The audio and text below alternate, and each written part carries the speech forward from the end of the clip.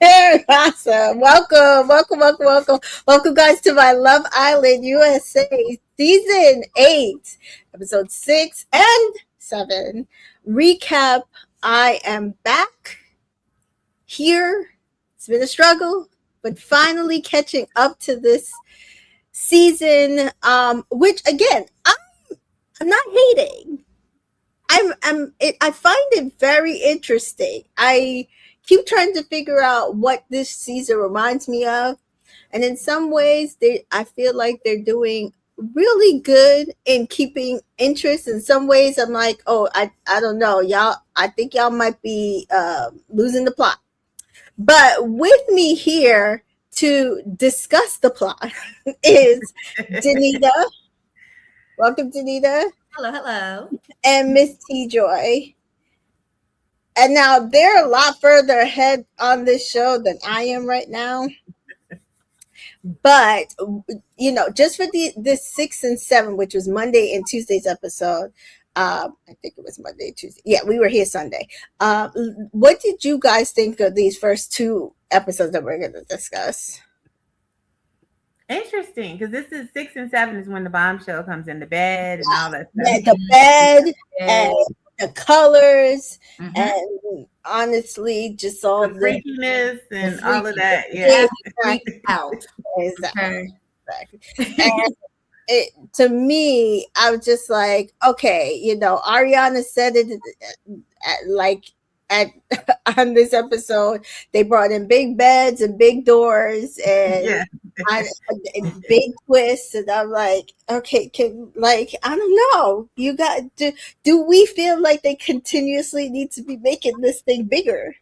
Is my question. They spending the money, okay? Because let me tell you, compared to UK, like they playing truth or dare out a little box on the ground. A little box. It's not that deep. Going to a kiddie pool. Beds, big doors. They got people coming on, pieing, and then they got a little swimming pool on the UK and the slide down the little swimming pool. Talking about it ain't that deep. You right, it ain't that deep. It's like 1 foot of water. It's like. So compared to the two, the USA is like, we gonna show you bigger is better in America. We supersize everything. And we gonna show you we've been spending money. Okay. Yeah. And I'm just like, I don't know, guys. I feel like y'all are spending the money on the props, but y'all not really thinking about the progress. And unfortunately, y'all are throwing this villa off, and in some ways, not the greatest way. So, where we start is that Sean has left the villa, and everybody is sad. And again, I think that at this point, people were like, "Oh, nobody likes Sean." The entire villa is sad. Yeah. The entire villa is sad that Sean left the villa. They did not see it coming. And so we see Corbin and Kenzie head to Soul Ties, and Corbin is excited for them being coupled up, for them to be sleeping in the same bed. And I'm just like, was it because out? Yeah, is it because of the age groups that we're seeing? Is the maturity factor not babies? Because everybody, the biggest thing for them is getting into bed. That's it. That's all they know. That's what they be looking forward to. That's nothing else. And I'm just getting so concerned, because I'm like, first of all, Kenzie and Corbin, y'all just got here. Yes. Y'all just got back together. Yeah. So, but we saw Kenzie for a whole week kissing Sean for no reason. For no reason. So I'm just like, I need us to start actually progressing actual connections, and not just throwing people in the bed to be kissing. Unfortunately, this episode is not. I'm not going to get what I want. No, you're not. I'm going to get a whole bed full of kissing. Welcome, Kay. Thanks for joining us, and welcome, Pito. So, she said in the last episode, she was going to pick him, and so she's really happy. And he wondered if he didn't pick, who would have went home tonight. But we don't have to wonder. And I would say it would probably have been him. But I mean, I think She said she would have picked him. She said So that it wouldn't have been him, yeah. right. So I mean, I'm not sure why. He's one. Corbin says he could have picked anyone though, but because the power was in his hands. But this was actually an easy decision for him. I mean, it was an easy decision for me because honestly, I feel like Kenzie was the most open to be taken in this situation, and he asked if he kept her on her toes, and then they talk about hands, his in particular. The size. And I was like, okay. Oh, your hands are so big. She asked what sport did he play, and he says, of course, basketball. And she says, well, what position? And he says, a small forward. And he's like, do you even know what that means? And she's like, no. She's one of those girls that's just like, oh, can you play sports? She don't know. No. She don't know it. And I'm just like, well, okay. I'm fine with the getting to know you questions, but I didn't understand how the hands got us there. Kenzie go ITMs that like she really likes them big hands. She tells us she's never me big something else. Yeah, she tells him though that she's never dated anyone younger than herself, and he's like, no connections with a 22-year-old before. She says no, and I think she's 24.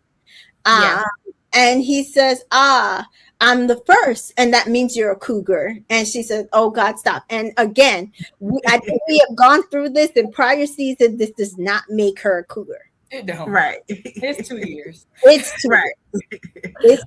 We are same age. Y'all went to school together. If y'all went to y'all would have been in school together. Like, yes, that's not what that means. And we have found out that within 5 years 5 years, it's Puma. And above that is cougar. Peter says, Kenzie is the easiest, while Kata, Melanie has to work for it. Trinity and Naya would need actual substance. Period. Exactly. You nailed that, Peter.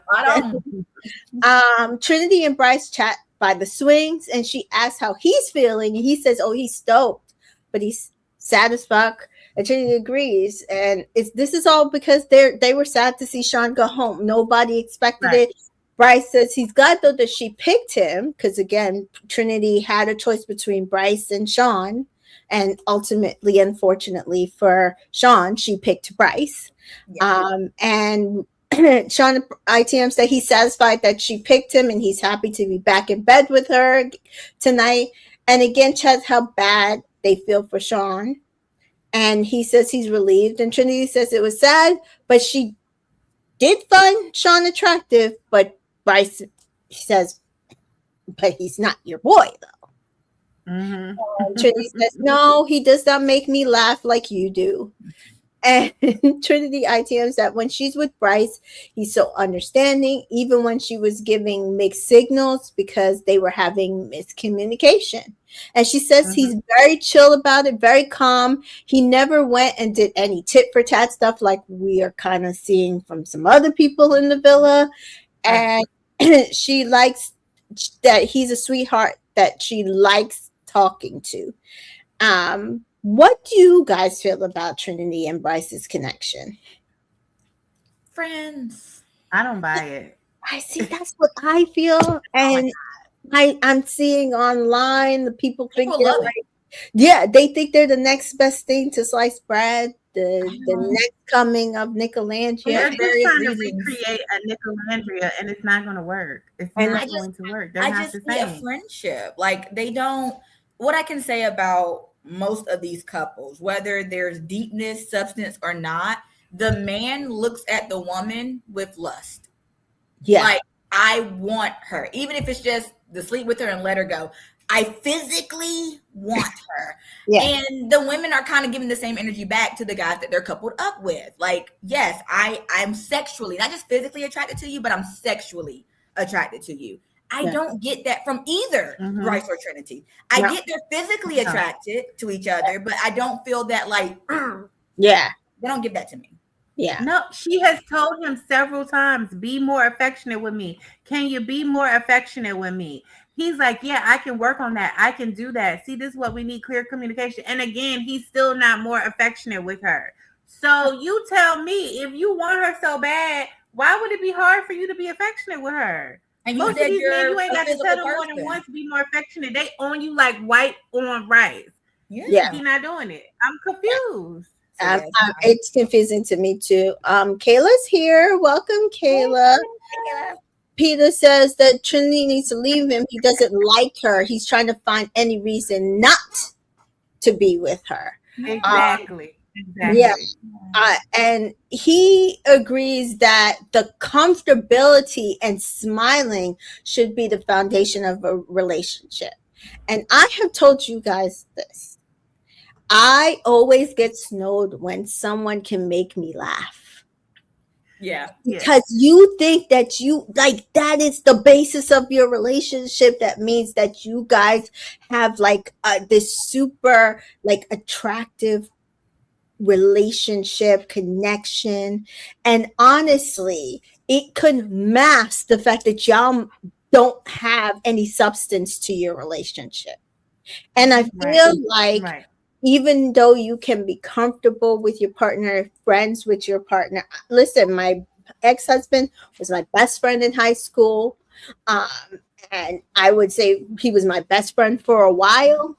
And then when you start getting feelings and adding sex and adding other things into a relationship, sometimes that friendship part, if the person doesn't truly like you and is physically attracted to you as a person deep down, not just friends, not just make you laugh, not just make you comfortable, not just you can hug them, right? It's not going to work. And that's what I'm seeing. I feel like she looks at that like that friendship comfortability level, like, oh, okay, we're good friends. It's definitely moving towards that. The same way to me that Kenzie looks at being physical with Corbin as being deeper than what they are. Yep. Like both ladies are equating certain aspects of their relationship and be like, oh yeah, we're good. No. Y'all are just being freaky frogs. Y'all are just friends. Yep. There's nothing else. Yep, I agree. I totally agree.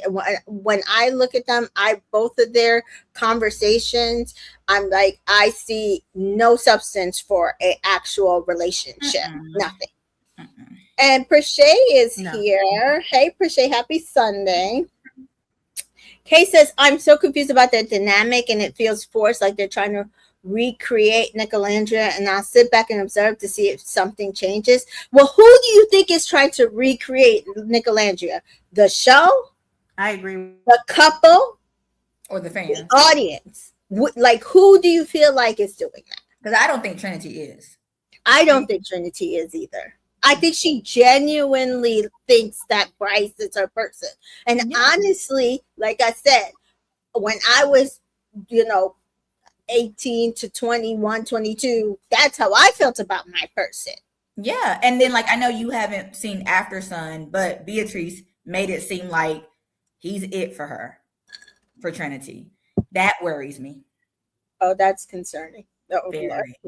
Yeah, you got it. Like what Beatrice says on After Sun, I was like, yeah. Okay. Yeah.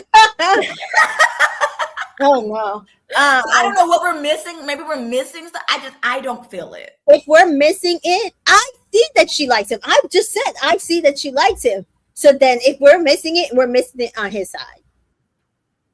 See, I don't like, I see she likes him, but I'm like, does she like him because she genuinely likes him? Or is it like there's nobody else?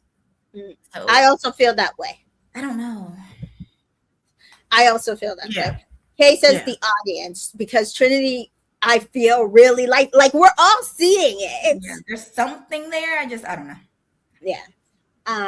Whereas like even last year with Nick and Alandria, I was like, I think they could like each other. I definitely see that he is absolutely sexually attracted to her. Yeah, obviously, she was sexually attracted to him because she kissed him she had 2 kisses, and she kissed him. He kissed her back.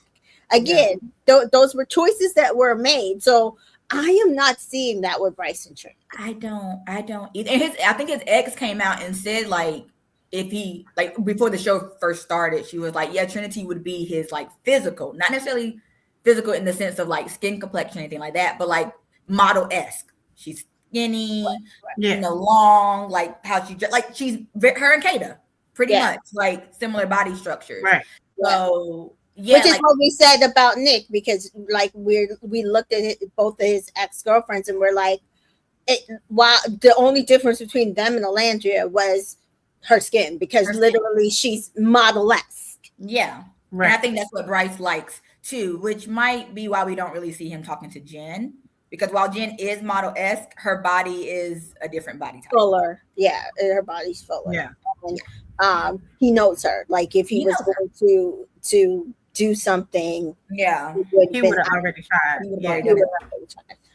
So we do see Sincere and Melanie chat at all the fields, and Melanie says she's glad she decided to choose him, and Sincere says he's glad as well, and Melanie does say she's thinking about it, but Sincere says, "Oh, you were wondering," and he pretends to be her and says, "Oh, I think I might have changed my answer," and I said, "Well, I just don't see anybody Melanie would have chose other than Corbin, and Corbin we know was always going to choose Kenzie."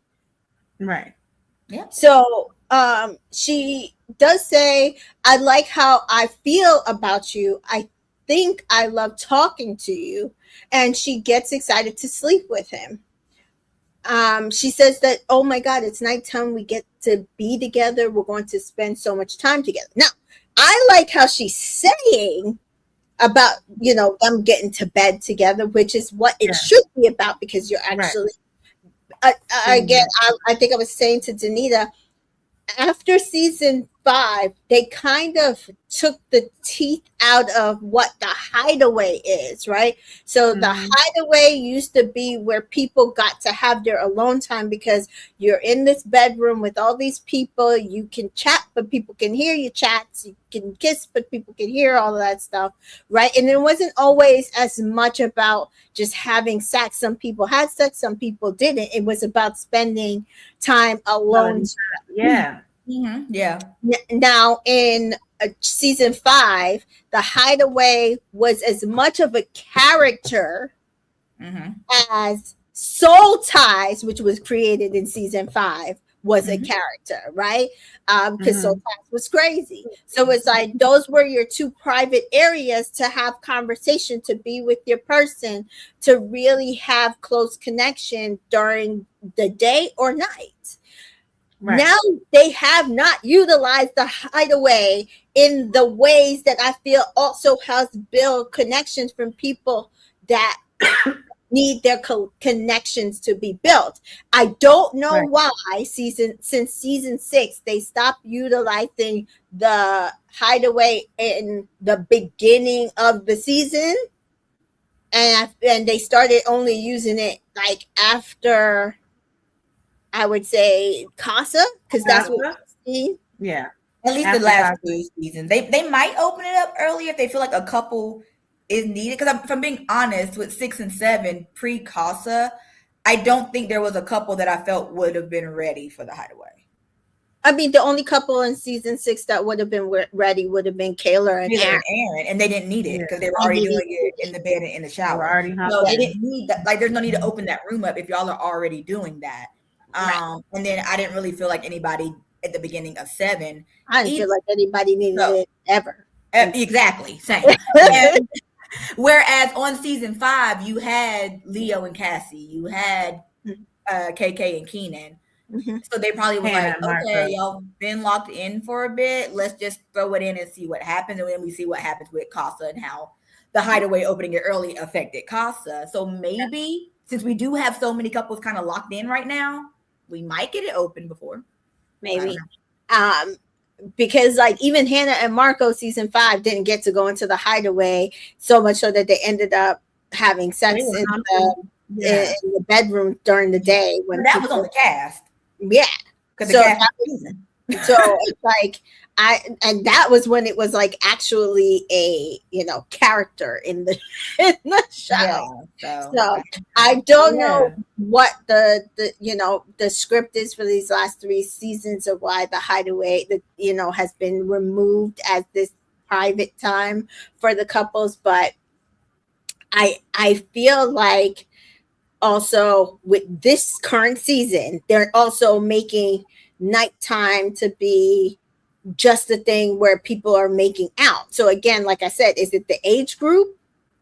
Because they're also not utilizing, like, if they're upset, they're turning over, they're not having conversation. We have seen very little conversation at night where people are hashing things out between each other. And we know that there were couples, I mean, they could just be cutting it out. We know there are couples in season 6, that's definitely things that they were using the nighttime for, right? They weren't necessarily always making out. They were taking their mics off and they were having conversation in the bed. Right. And building that relationship. Anaya might be doing that, but I don't know. I think they're cutting it out, but I don't know. Yes, they definitely, I feel like, because there's a conversation in 7 where she says, well, last night he was saying something. I was like, oh, that we didn't hear that during their conversation. And I can't even figure out where he would have fit that into the conversation that they were having. So I feel like, yes, they had that conversation in bed the night before, after we saw their conversation on the dock. Right. So she's like, so Sincere says, thank you for seeing our connection through. And I'm like, honestly, the person that I'm not thinking that needs to see their connection through is Melanie anymore. The person I think that needs to see their connection through is Sincere. Because the things that Melanie has started doing has created doubts in Sincere about their connection. Yisha's here. And hey guys, I always be watching you on Twitter. I realize I can't comment. Oh, I'm sorry. I didn't know you could realize you could comment. But yes, I'm here. It will be open tonight. Is the first lookout? Is the first lookout? Wait. How do you know this? We're doing all of that, and then they're like, "Oh, we hear you talking. Here you go." Wait, we're 4 episodes back, so this makes sense. What? Yes.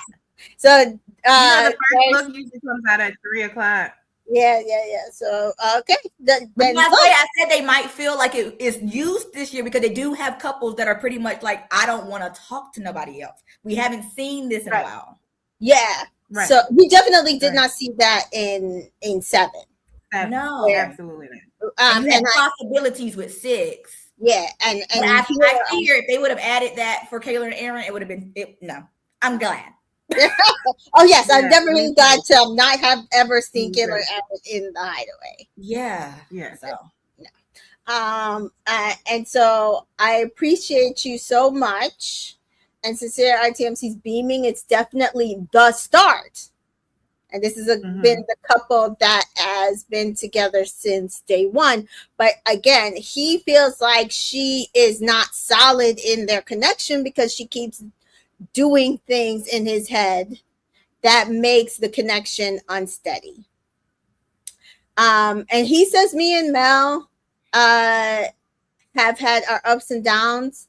And we've been left and right and sideways, but all roads lead to Rome. And I said, how did we get to Rome? That's where he wants to go. He wants to go to Rome. We're not there, but he wants to go to Rome. And I said that his phrases and euphemisms drive me up a wall, because how did we get to Rome?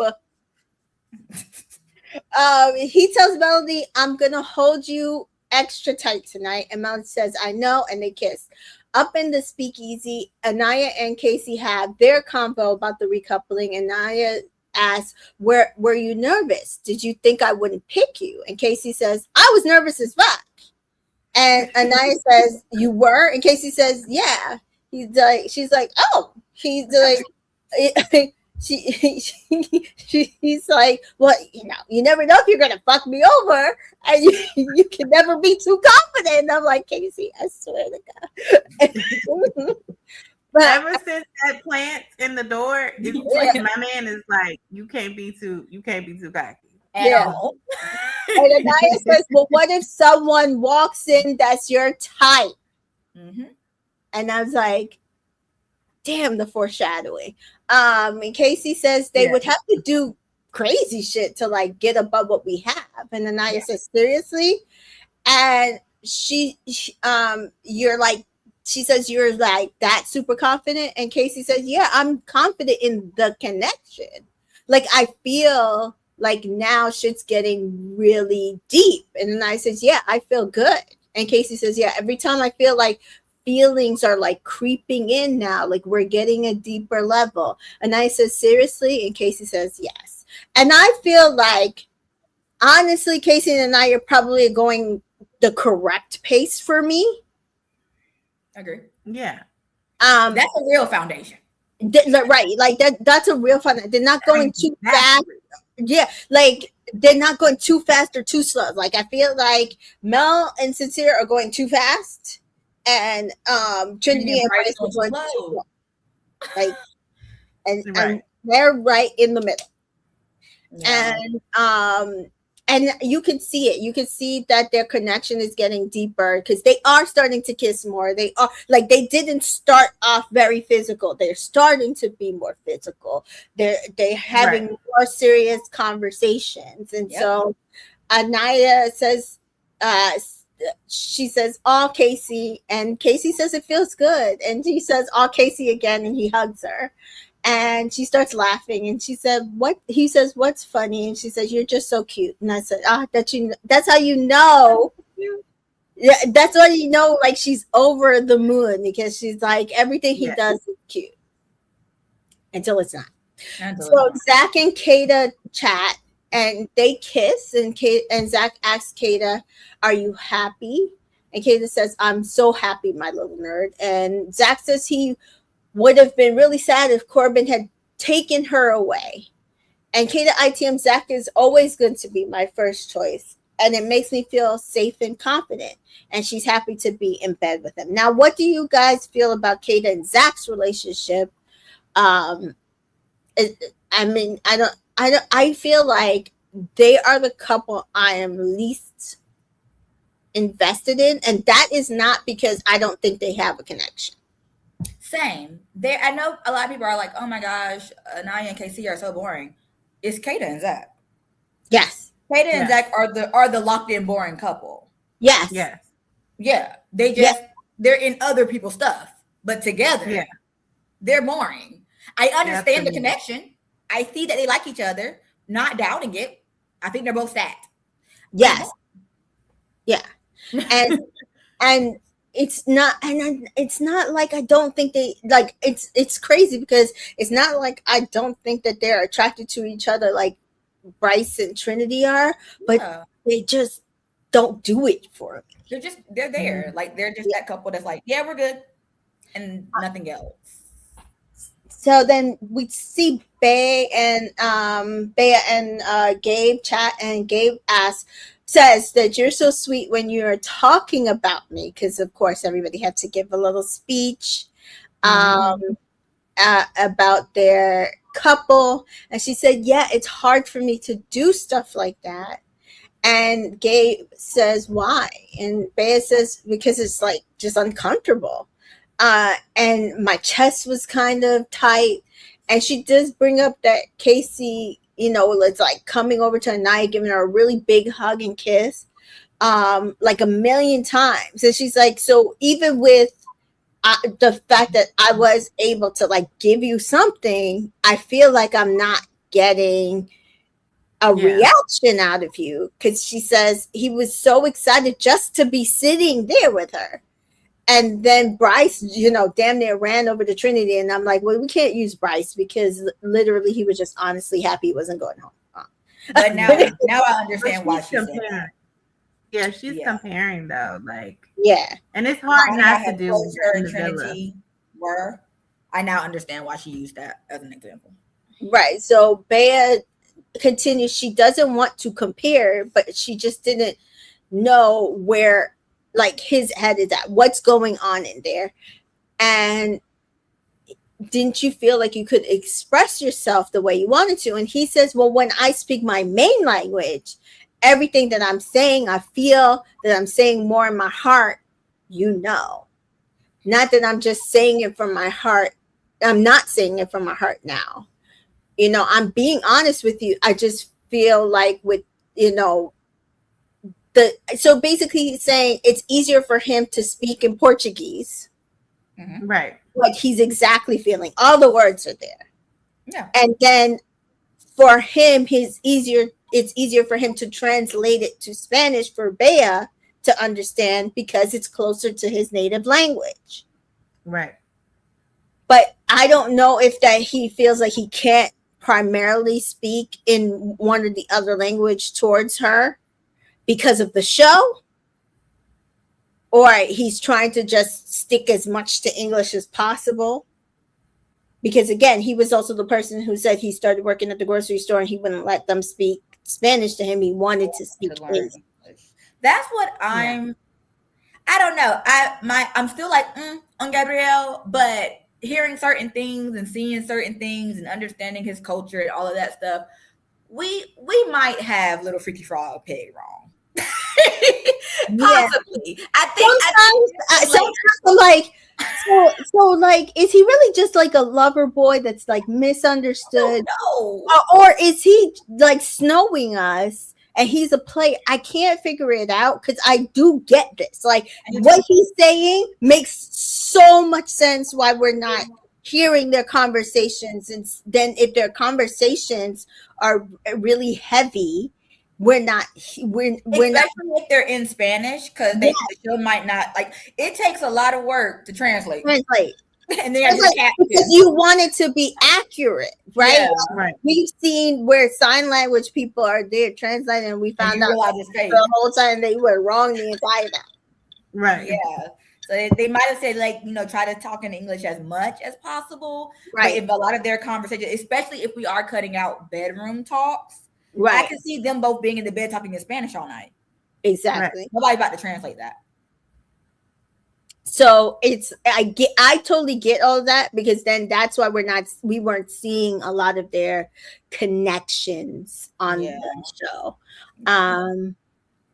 So I feel like it's possible he's one, but they're portraying him as the other. I don't know. I'm still holding off. We're gonna see. So he says though that he is very happy with her, and she kisses him, and he continues in English because he said a lot of that in Spanish, that he likes her how she is. And I will say this, the one thing I do believe is that he liked Bea.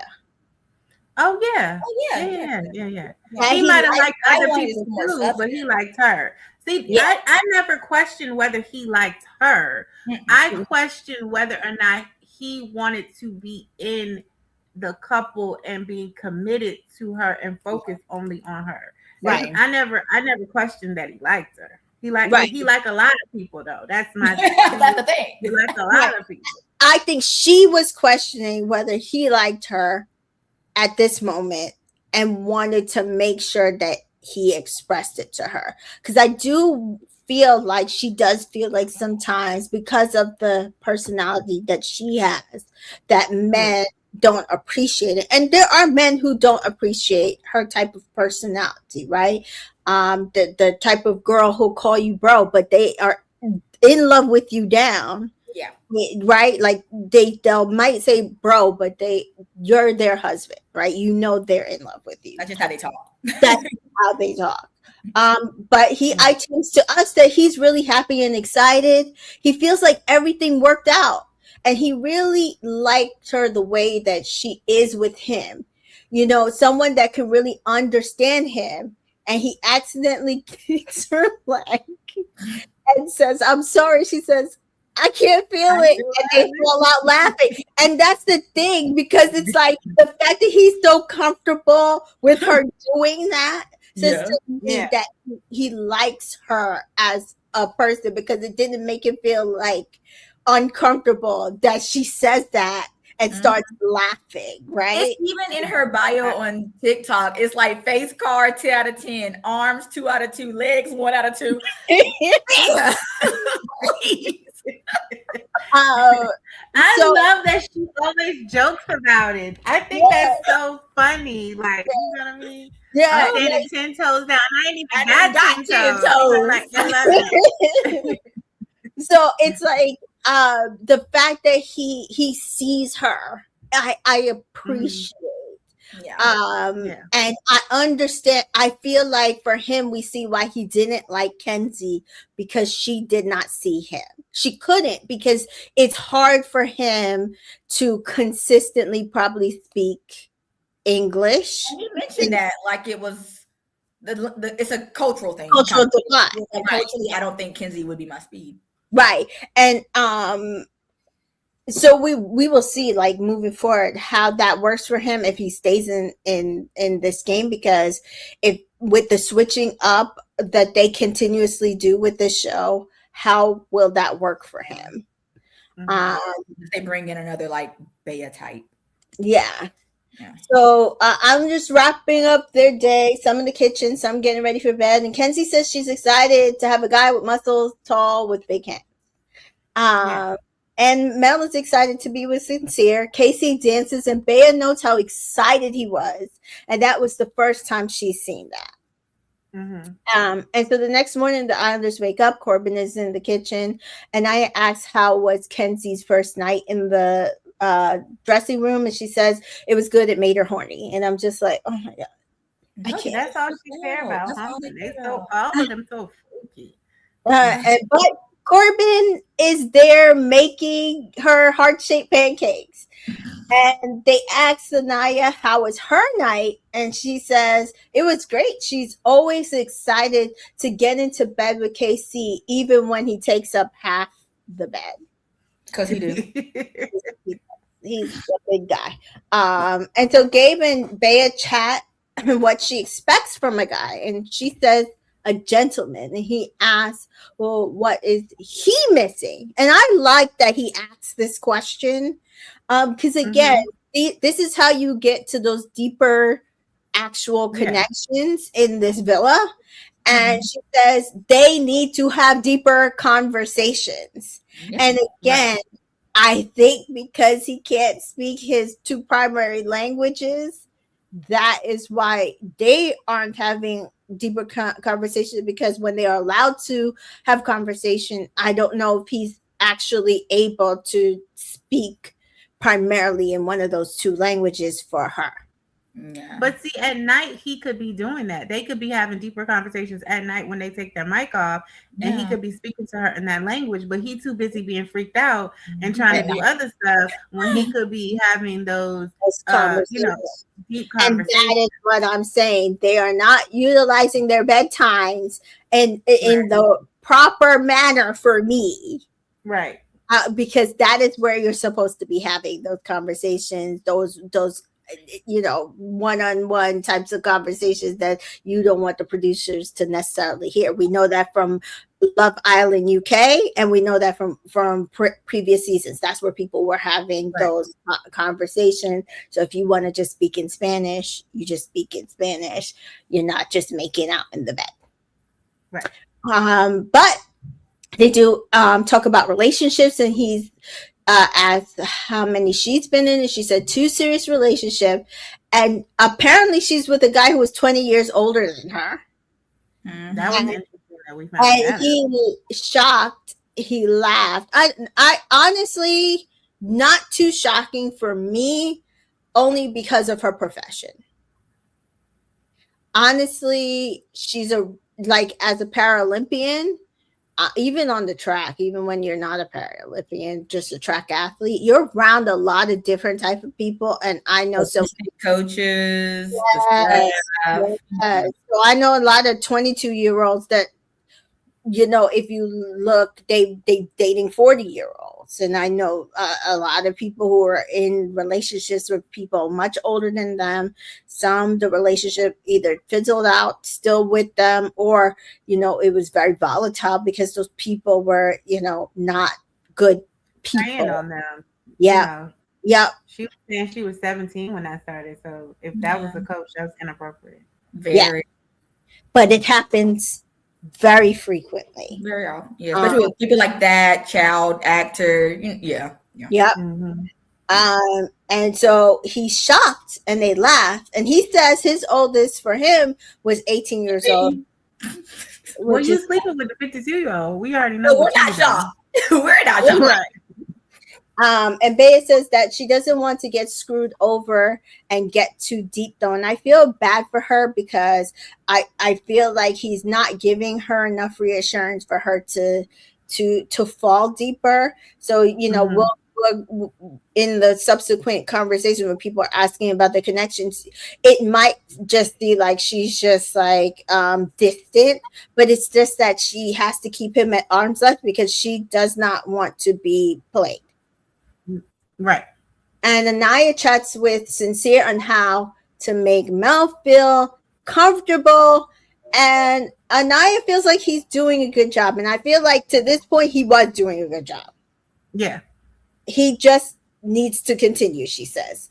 And he does state on the outside, though, that his friends would tell him to never like a girl more than she likes him. That's what's wrong with these boys. I'm glad he peeped. He was like, that don't sound right. Because it don't. She's like, because she's good to play you. And Anaya says that's BS. And she ITMs that she is the biggest Mel and Sincere fan. And we're going to find out later in the next episode that she's the only. Exactly. She's the only outlier here. You're biased. Like her man had to tell her she's biased, and she's like, "Really? Yes." And he's his best friend in the village. So Sincere asks Anaya how her and Casey are. She says they're really happy. She really likes him. Sincere thinks they're a great couple, which that I do believe. Right. So Kata and Zach. They talk fruit and how they say watermelon in Greek. Zach says he really likes Kata. She gets his annoying jokes, and that was as much as I got out of that conversation. A line. Yeah. That's what they talked about fruit. That's it. Yeah. Bea, Trinity, and Kenzie chat on the sun deck, and Kenzie asks Bea how her and Gabe are, and she thinks that they're good until someone his type comes in because she knows that that's her. And Kenzie says, well, her and Corbin are good, but Trinity wants her to find her cowboy. And again, lots of foreshadowing. Yes. In this episode. Trinity pulls Bryce and she says his nail, and she does his nails, and they talk about their favorite her favorite color, which is a warm pink. Yes. Do you have a specific color palette in your favorite color? Probably. So like purple is my favorite color. Yes. Yeah, but I love a lilac. Okay. Like, okay. So we all like purple here. And purple is all of our favorite colors. Yeah. Okay. And I'm thinking I'm more of like a deep purple kind of. I do love a deep purple too, though. That's what's in my room. My room has the deep purple. My bathroom has like the lighter purple. But yeah, I'm trying to think if I love like an eggplant, like a royal purple. A royal purple. Yeah. But I also like a good lavender, lilac. Oh yeah, lilac, lavender. I can't lie though, I do love a plum. I love a plum. I love a plum. I do love a plum. I'll dye my hair plum in a minute. My water bottle. I will dye my hair plum in a minute. Yeah. Like you know what I mean? Like this kind of like purple. Like, you know, like I love like this, yeah. You know what I mean? But my phone is like a lighter purple. Oh, my phone case is like a dark purple. So yeah, my other one is a light purple.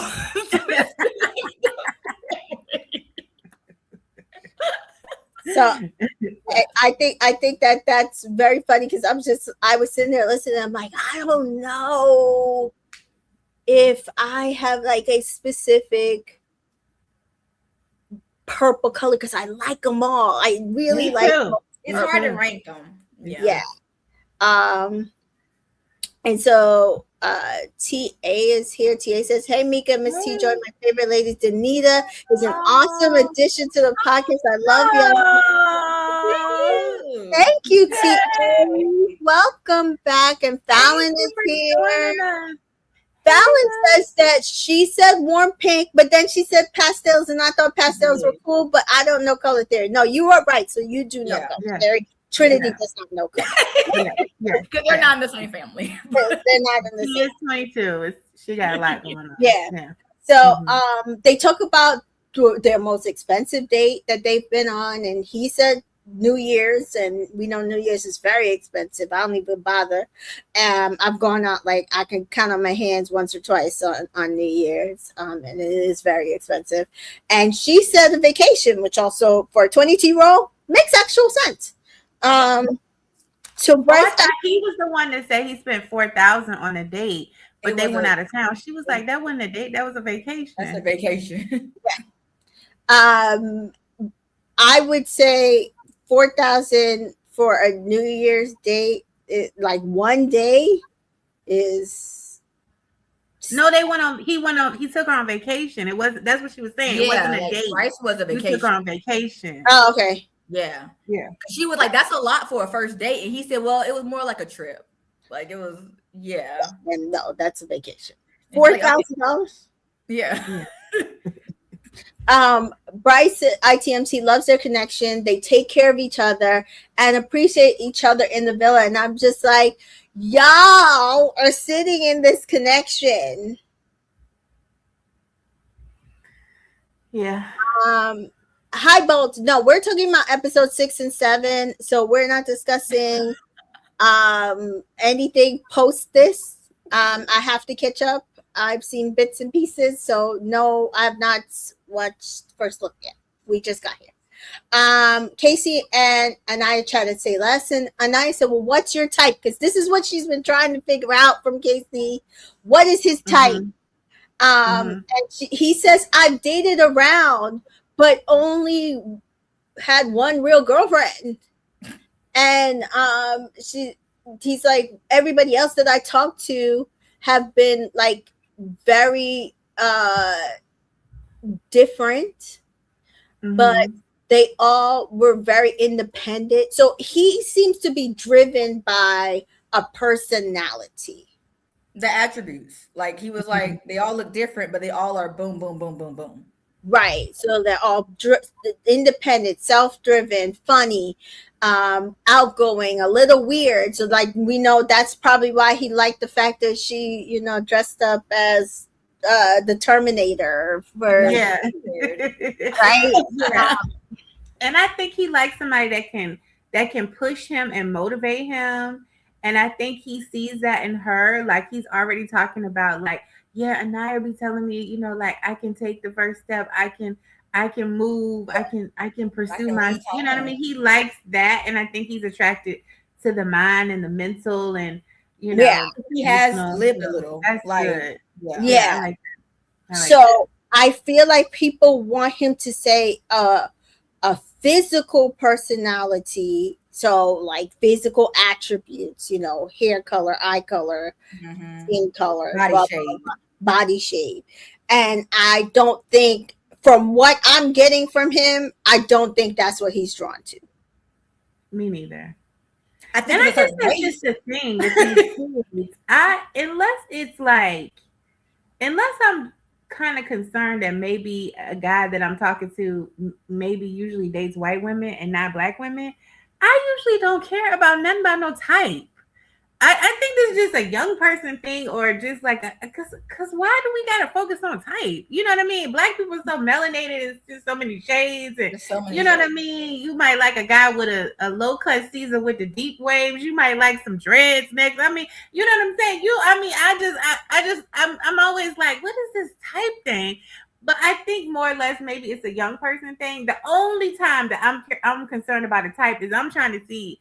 I might in my mind, something in my soul is telling me you like white women. And so that might be a thing where I'm trying to figure out your type, because don't play in my face if you really don't like. You don't usually black women. Like, I'm not your go-to. You're cool now. You're rocking with it, but I'm not your go-to. That's when you have those talks, which we do see later on. Trinity and Bryce have, but it's like that's when you have that talk. But I mean, I don't think they really needed it for. Honestly, but I can understand why she's asking, because she is a darker black woman. But yeah. So Anaya says that she's only been in one relationship, and And wait, I mean, she says that she says to him, "You've only been in one relationship. How long?" And he says 2 years. She says, "I've only been in two relationships. My first one was like a few months, and then my second one was a few years, on and off, like a long time from high school through college," which makes years. and so Casey said, "Well, how were you in high school?" And I love this question. And she said, "I played volleyball. I was homecoming princess. I dated the football player." And so we know that, again, like the shining Virgo that she is, Anaya was very popular. Absolutely. And she does ask, though, would he move from Fresno? And Casey said, "Atlanta sounds great." You ain't saying nothing, boo. That's what I'm trying to see if we can do this like a room, because I'm trying to be out there. I'm trying to get out. and Anaya says, "Oh no." Okay. Anaya says that you say it like you're from Atlanta. Yeah, because he says Atlanta like people from Atlanta. Yeah.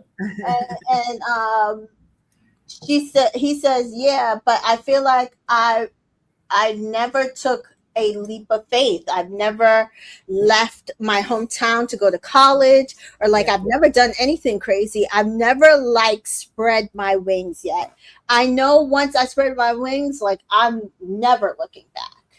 And I'm like, that is a good thing. Like, I do feel like that's a good thing that he realizes he needs to do that in his life. It's just like, the only issue is being on this show.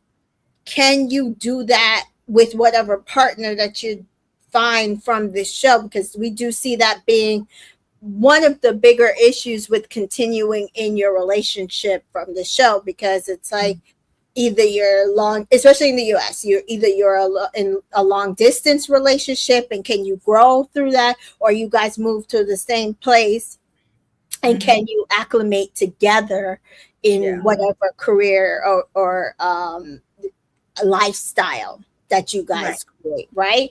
And so Anaya says, you just have to live life to the fullest. Yeah. And Casey says, "No, literally, I definitely hear what you're saying. I definitely ready to take that leap of faith." And he ITMs, a lot of people say I overthink. And this is also good information for us, because now we know that Casey is an overthinker.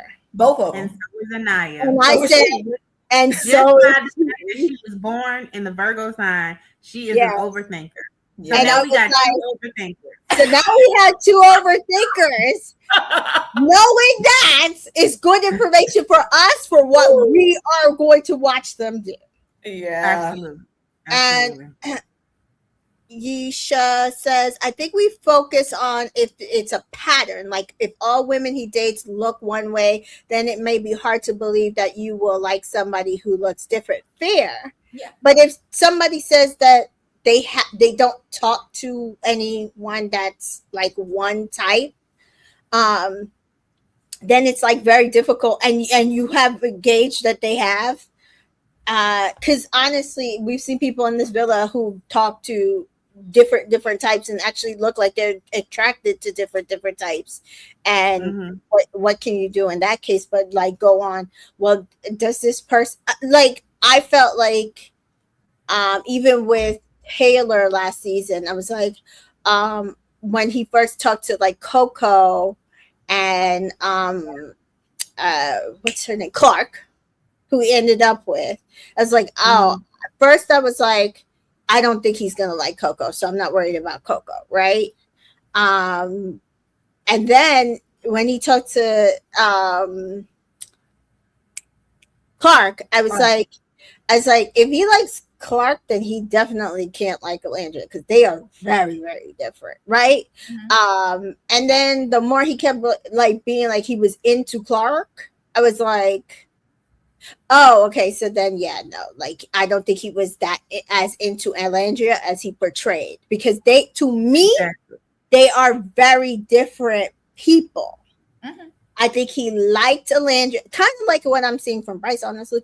I think he liked Alandria. I think he was comfortable with Alandria. I think they were friends.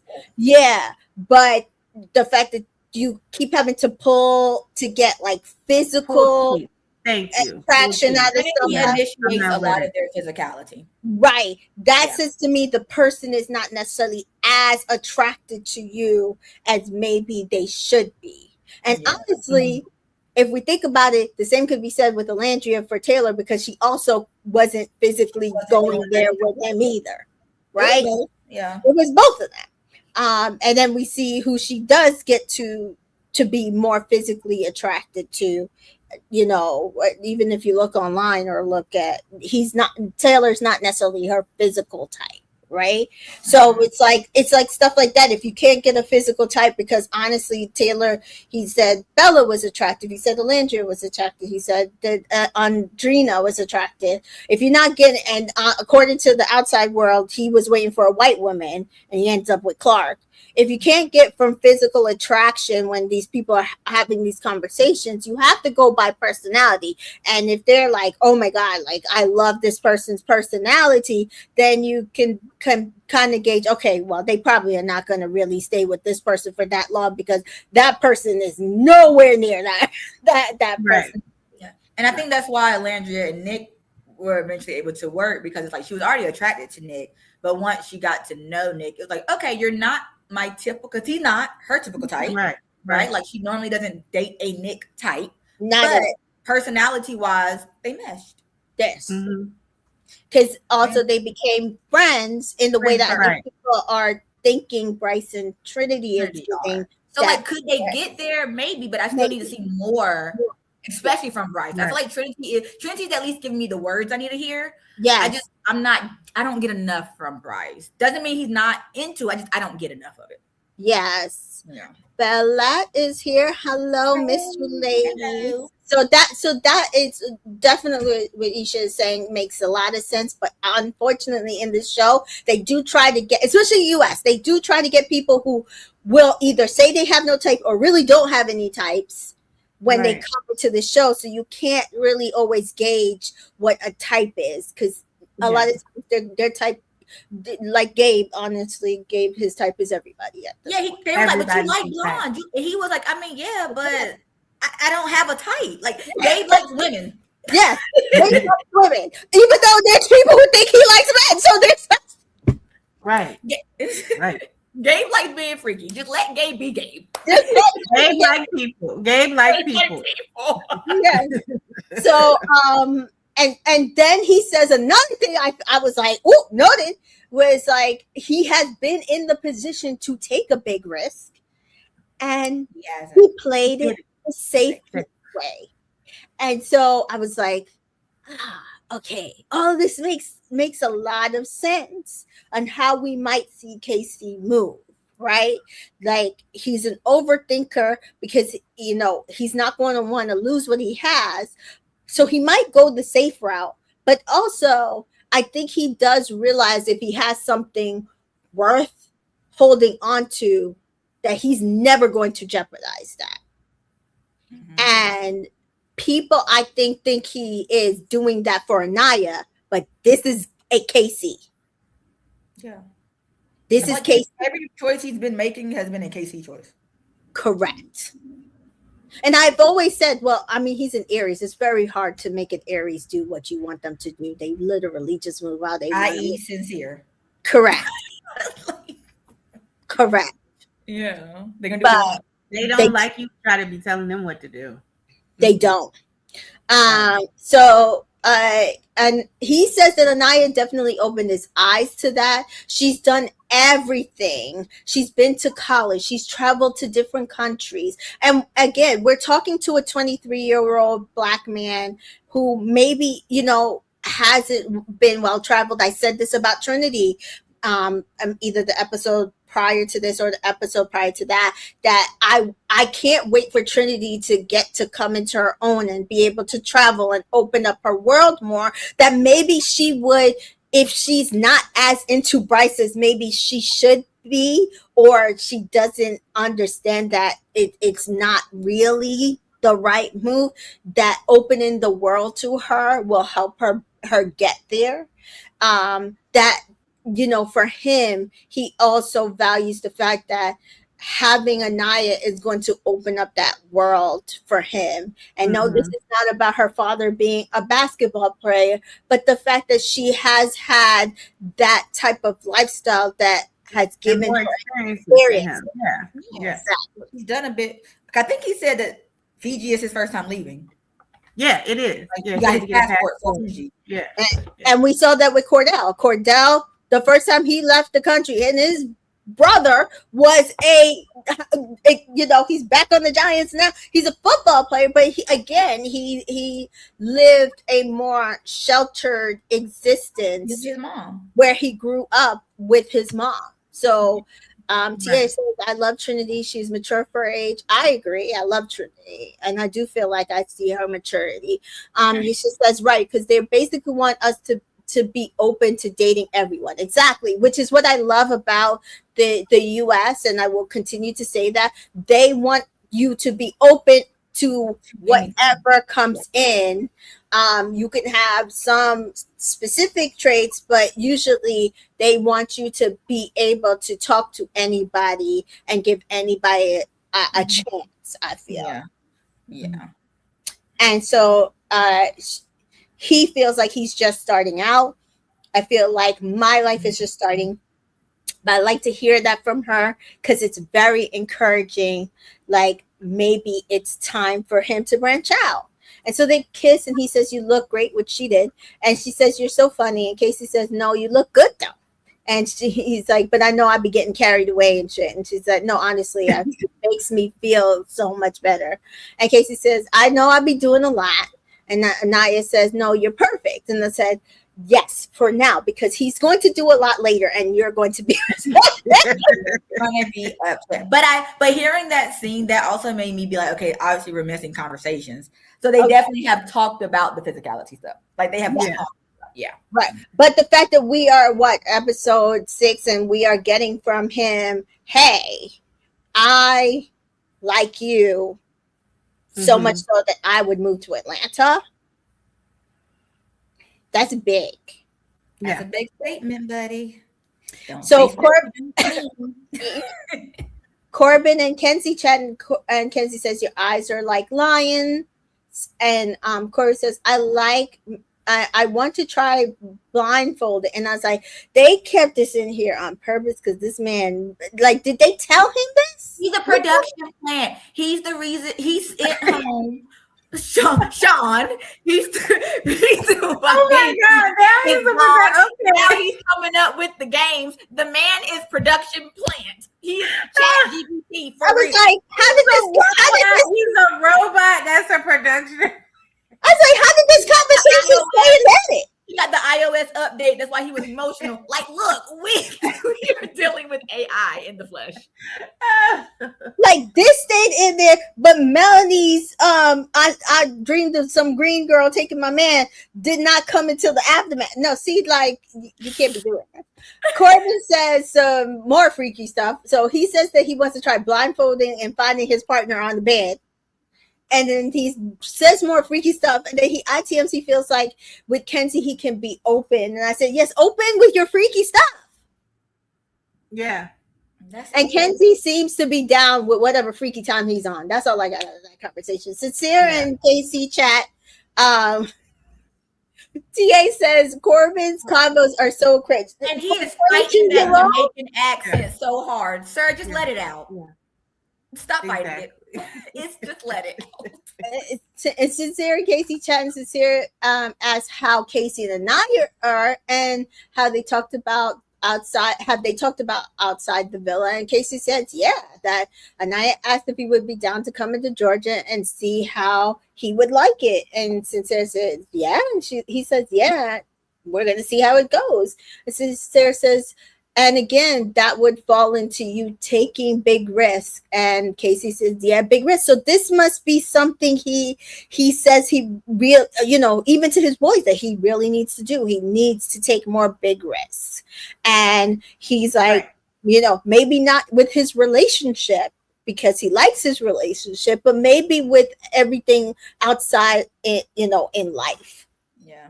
Because honestly, I said coming to Love Island was a huge risk for him. Big risk. Yeah. Because you don't know what's going to happen. You don't know how you're going to come across.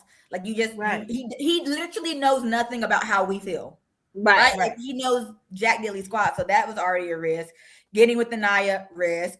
Maybe leaving, going to Georgia, risk. Like it's all a risk. And I also like how we learned that, okay, what he's telling Anaya, he's also, like you said, talking to his boys about it. So it's consistent. Yeah. He's being genuine. He's not being fake. These are conversations that are translating to hit both sides of, in my opinion, the villa. So Kinsey gets a text and the villa is hosting a big slumber party, which we always have a, yearly lingerie party. I've usually never hated any, but Kata wants the boys wearing boxes and the girls in sexually lingerie. You're going to get what you want, Kata. Mel says she loves a good slumber party. Do you guys love a slumber party? I only went to maybe a couple growing up, so I used to throw the slumber party now in a big house where everybody still can go to their own room. Yes, I used to throw them for my kids when they were little. We would rent out a hotel with the pool, a local hotel, and get like at least 2 rooms, and then like the boys and the girl.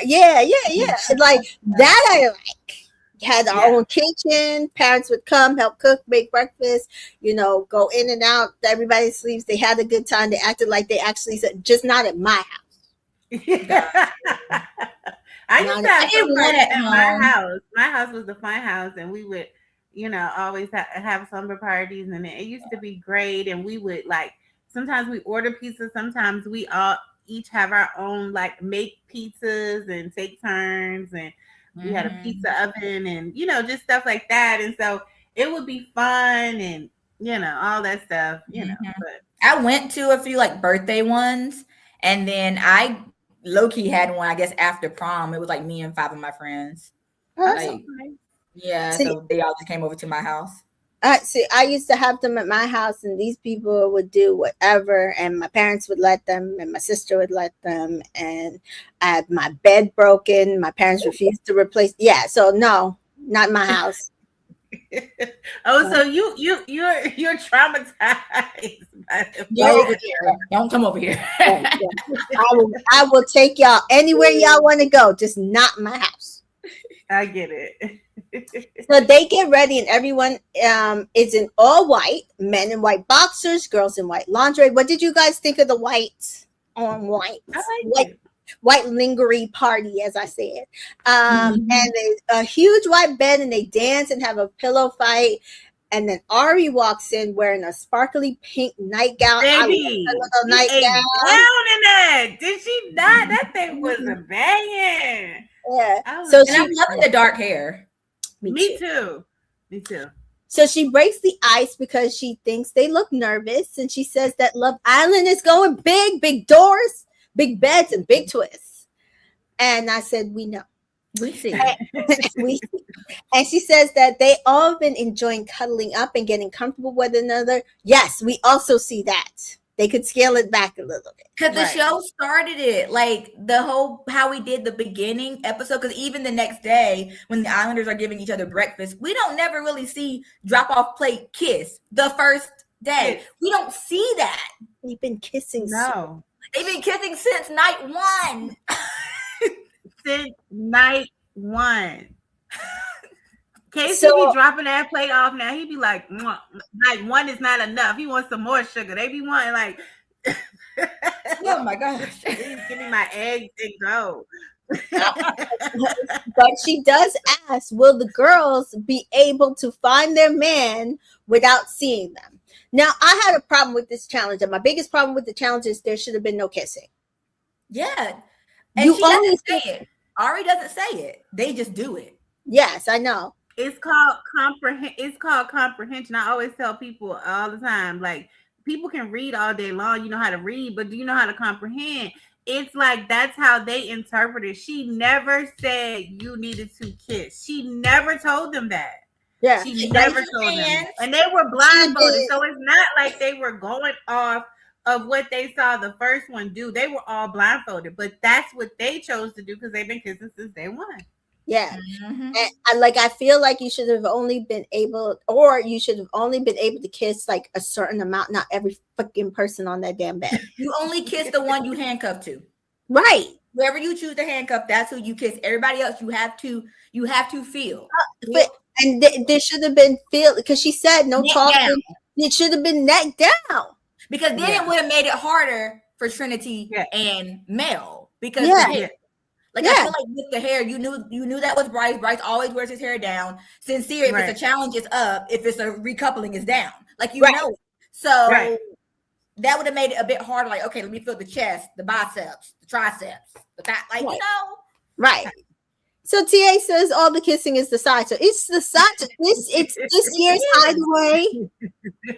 Like it's just they just making it a personality on the show. Like y'all are making me become a prude because I'm just like, I know that's what I was saying. I'm not even a prude. I was like, am I getting too old? Like my kid is watching this show now. Am I getting old? Like all this kissing. Like I don't know. So Trinity is first, and she basically kisses. No, Kenzie's first. I had Trinity. Kenzie, because Kenzie crawls. No, Kenzie was third because that's when Soul came in. Oh yeah, Trinity's first. Oh yeah, Trinity was first. You're right. I do have Trinity kisses Bryce. Never mind. And she kisses a few times, even though, like we said, Ariana didn't say go ahead and start kissing.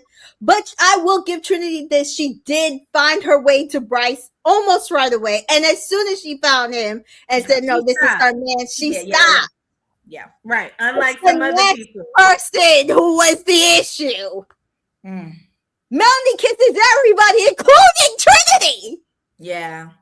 Who said it was a 10 of the 10. Yeah. And he like felt sincere. Knew it was sincere. I know she knew it was his hair. That's how she knew it was. That's how she knew Bryce was Bryce. Because every time they have subsequent questions later, he's like, "You knew that was Corbin, and you knew that was me, and you were going pink." She never denied it. You know, she never denied. She never denied she knew that was him. She just denied that she knew it was Corbin. She said I was just doing what I wanted to do in the challenge. She really doesn't even deny that she knew it was Corbin.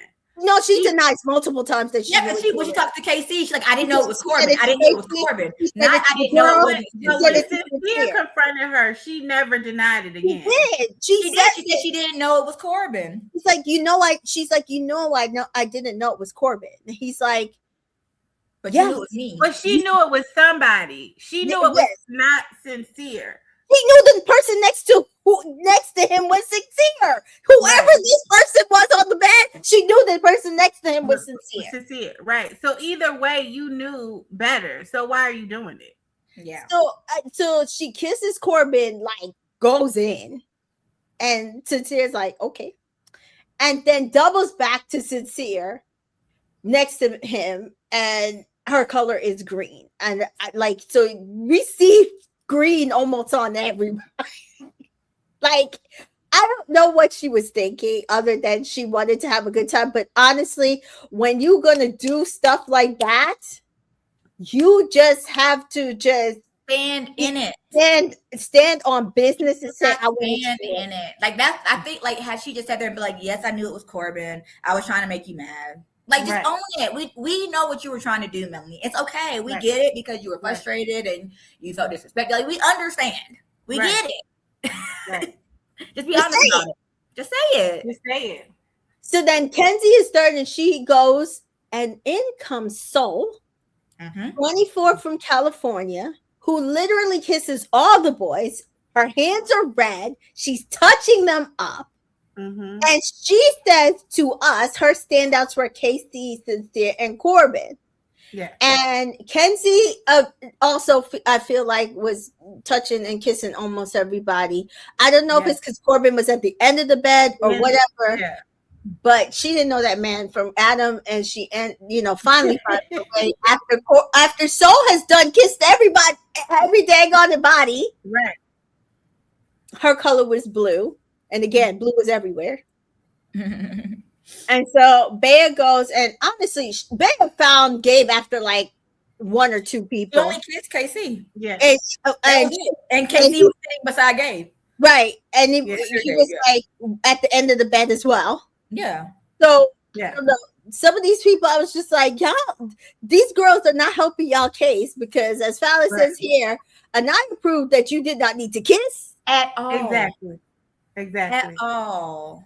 Kata goes and honestly has a hard time as well. So much so that Ed walks in, and Kata, I think, had orange. Jen walks in, she also had red. She kisses all the boys, and Sincere says he liked that kiss. Kata finds Zach. Yeah. And did it right too. Like it took her a while, but she was just trying to find the guys. Right, and she was stepping over girls too. She didn't know what was going on. She was like, and she had somebody sneaking around her kissing. It was a lot going on when she was going. I can't say. I was like, what is Kata doing? But honestly, she did go right to Zach, and Ari's like, Kata. She's like, no, I got my man. I'm good. Yeah, I found him. Anaya is last. And she said she was super confident. And you know what? She was right. She was. Because she knows her man. And honestly. Nope. She said, wait a minute. What's this? She did such a good job. She didn't kiss nobody. She hardly even touched them. She was just like, pin and pat, like, okay, I don't want to touch you saw his face, how he looked at the other boys. He was like, yeah. See how my baby know me? She ain't kissing interaction. Uh-huh. Yeah. Because he's like, well, how your girl and my girl? Like, right. Mine ain't do that. No, right. And so then the girls take off their blindfolds and they look, there's red everywhere. And they want to know where that came from. And Casey talking about the colors mixed and made red. I said, sir, please. Now, I want to give Casey the benefit of the doubt that maybe he thought this was like a Corbin situation where they weren't supposed to tell. Yeah. Maybe. Sir. Right. All that red on your chest. First of all, you had like so much red. The most. He had the most. Right.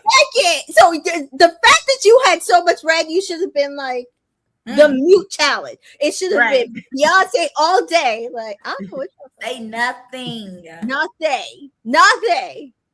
And the girls are pissed. Apparently, Bryce, when he looks, he knows Jen. He tells this to Trinity while they're still in the bed. And Ari makes the horrible mistake of asking how they feel. And Casey makes the even worse horrible mistake of actually responding by saying he feels blessed.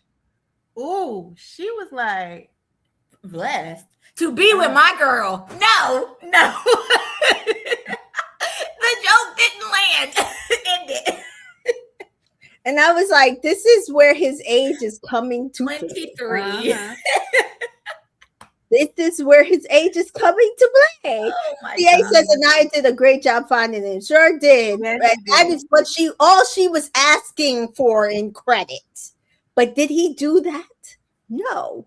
Because he plays too much. And I'm sensitive. Like, if Alice says I'm sensitive like Anaya, and that would have pissed me. Oh, that would have sure been. I did such a good job making sure that your little ego was stroked by not kissing nobody, not touching up too much on nobody, and finding you quick as possible. And you want to do all of that? Hell no. And we know she's an overthinker. So even if some people online was like, I think he was just saying like, I feel blessed because like she didn't kiss anybody, blah, blah, blah, blah, blah. No, and I'm like, that's not what he was saying. I'm like, he didn't mean that. But even if he did, that was not the time to make that joke because you can see she's annoyed by all the red already on you. She's like, because they hadn't seen the two girls yet, right? They hadn't seen the two girls yet by that point. No, they had not seen the two girls. That's why they were trying to figure out where the red was. Who had red? They said, who had red? who kissing you? There's a lot on you. And she's also looking at the other guys. Like, okay, there's a lot of red on you, Gabriel, Sincere. So whoever came in, they want you. They were picking you. Yeah. Right. She's already in her head. And then you make that joke. Right. Then so, and so, and I said, Zach says wrong answer. No, that was Beatrice. Beatrice. Okay. So, whoever said that, I agree. Naya said ain't shit funny. I was like, ooh, here we go. And she said that's a lot of red. And I said, that is a lot of red. I bet you he shut up, Casey. You saw his face go like, oh. That's why he was so mute at the fire pit. Yes. Bea to Gabe, that's also a lot of red. And Gabe's like, no, it's just pink, which was her color. Yeah. And I was like, man, you got mad red on you, please. Mad red. And so much so that the pink was highlighting it because it was missing. Right. Ari and the girls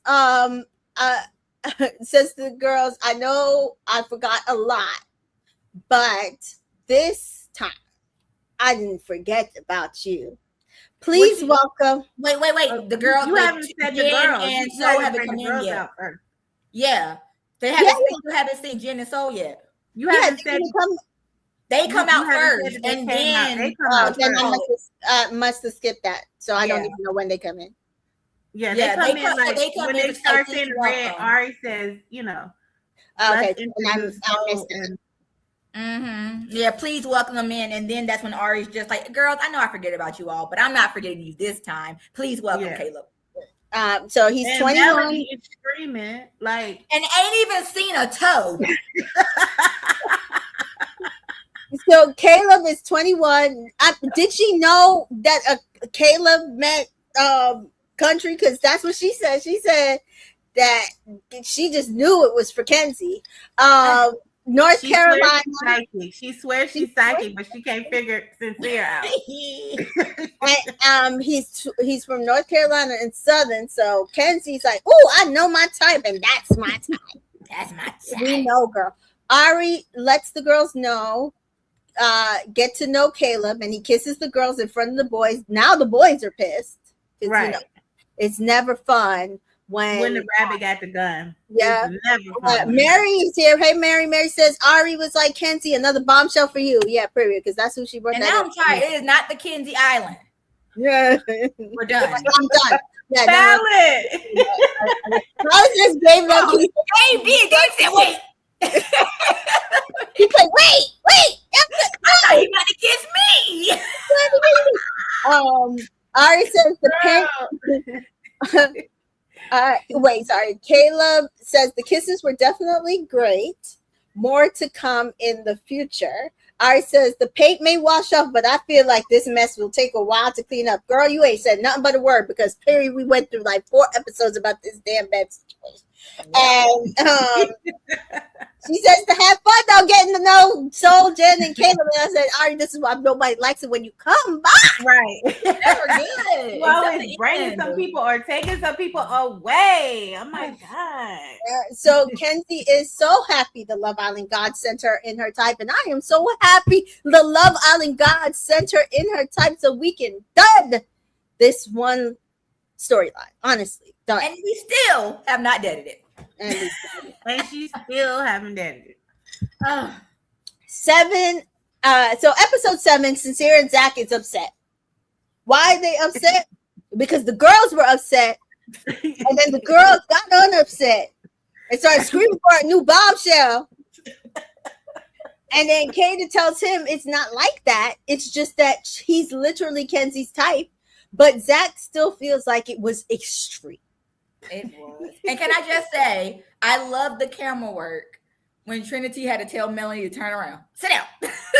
Again, move out the way. You always blocking something.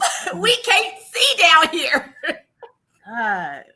Melanie be doing the most all the time. Caleb is busy introducing himself to the boys, and Trinity tells the girls that Bryce knows the blonde, and we know the blonde is Jen.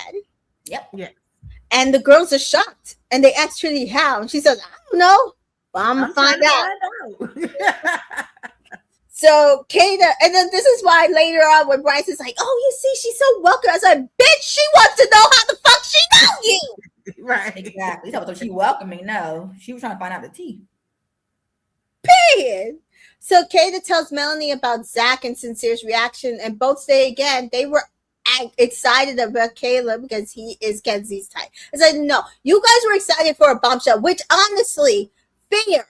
They got a bombshell, you got a bombshell. You were excited about that. I feel like that is all fair, but I need you guys to stand on business and stand in it.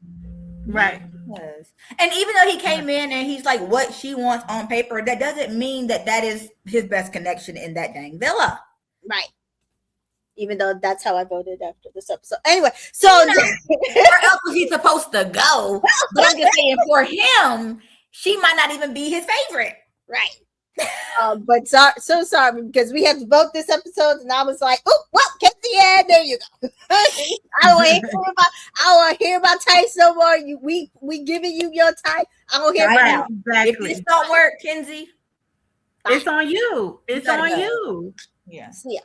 So Jen and Soul chat with the boys, and Jen and Bryce chat that they shot some photos together. So we know now that's how he knows her. She was a model. He's a model.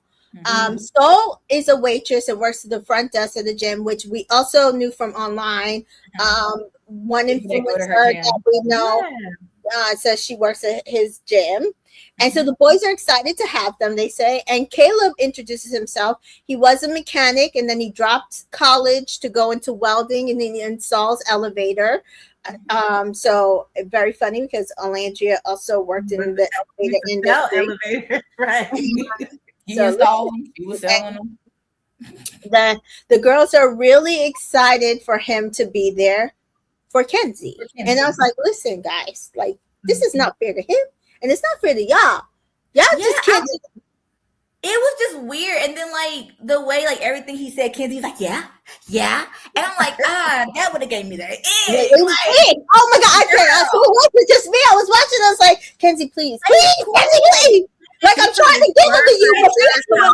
Trinity was not having some, yeah, girl. Yeah. Like, no, don't. No. I was like, that damn 22, 24-year-old. So they asked, does he like blonde and blue eyes? And he says, yes, Kenzie is gorgeous. And they asked what's his turn-ons, and he says eye contact. And I said, honestly, if you guys likes eye contact, he gonna like Kenzie. And she says same. Mary says low-key Caleb don't want that fake blonde. Mary, girl, I don't feel it. Thank you, Mary. I don't feel it, Mary. I have been trying to figure out who he wants, but he wants someone else in that villa. Oh, Mary said they're hiding it from us. They are hiding it from us. But he's interested in Kenzie, but it's somebody else that he's interested in. Jen. And so Mary does say, I see Caleb and Jen talking in the background. I think Kenzie's going back to Corbin. And I can kind of see that, but I mean, again, we're going to see more men dropping in. So I can also see that Caleb, because listen, the next morning he was like, no, I'm going to make my girls their breakfast. I was like, oh, look at you. Do you want one of them? Because you prioritizing your bombshell sisters. I've never seen other male bombshell prioritize. Like, did Pepe make Iris breakfast the first day, or did he make something? I don't know, but I think he didn't want to step on anybody's toes because I think so too. This group is like no other, where they are very much about their couple. Because you see the ones that are mentioned Anaya, right? So I think he wanted to just be like, let me just stick to making the two of them, because they're not going to have anybody making breakfast, because none of these other guys are going to make them breakfast. Yeah, and even when he joked about making Anaya and a plate, Casey, that's the first time I ain't seen that man laugh. He didn't think that was funny at all. He looked at him like, I wish you would. I wish you would. We don't get to Casey seriously in that house. we don't get to KC, but Valen says, I don't know why all the girls are okay with just giving bombshells to Kenzie. I wonder if Caleb felt away. I wonder if he felt away too, because it was annoying me. Honestly, I think they're okay with giving him bombshells because they like the couples that they're in. Right. Yeah. Like we don't. I think that if they weren't, I mean, literally, they all actually like the couples that they're in. The problem is that some of them are acting like they don't like the couples that they're in because they're so horny. And that's the problem. But I think they all really liked the couples that they were in to this point. Mm-hmm. Yeah. And I think they do love Kenzie, and they want Kenzie like to have what they're kind of getting. Mm-hmm. And because even with Corbin, like, yeah, she's getting more sexual, but again, they're not getting deep. Right. I don't think they see like from the time he came in and they were like, no, that's a fuck boy. I don't think any of them feel Corbin like that. No, not really. And Kenzie's only starting to feel him like that because they doing stuff in the bed. And she's equating that to actual feelings. And it's right.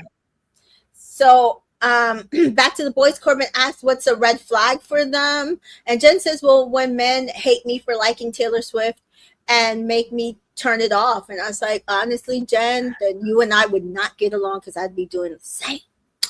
But Zach says he likes Taylor Swift. That was like such a whack answer. Like, I was like, I mean, it's also a fair answer because I'm sure there's a lot of men who like, what is that? And she's like, Taylor Swift, like turn that shit off. Honestly. Yeah. And I can get like if like it's one thing where certain music your partner isn't feeling, but if it's your favorite artist, it's a little difficult because they don't never want to hear that. And if y'all are in the car together and that, like, so I get her, like, in that sense. Like, I want a partner who is okay, even they don't like her.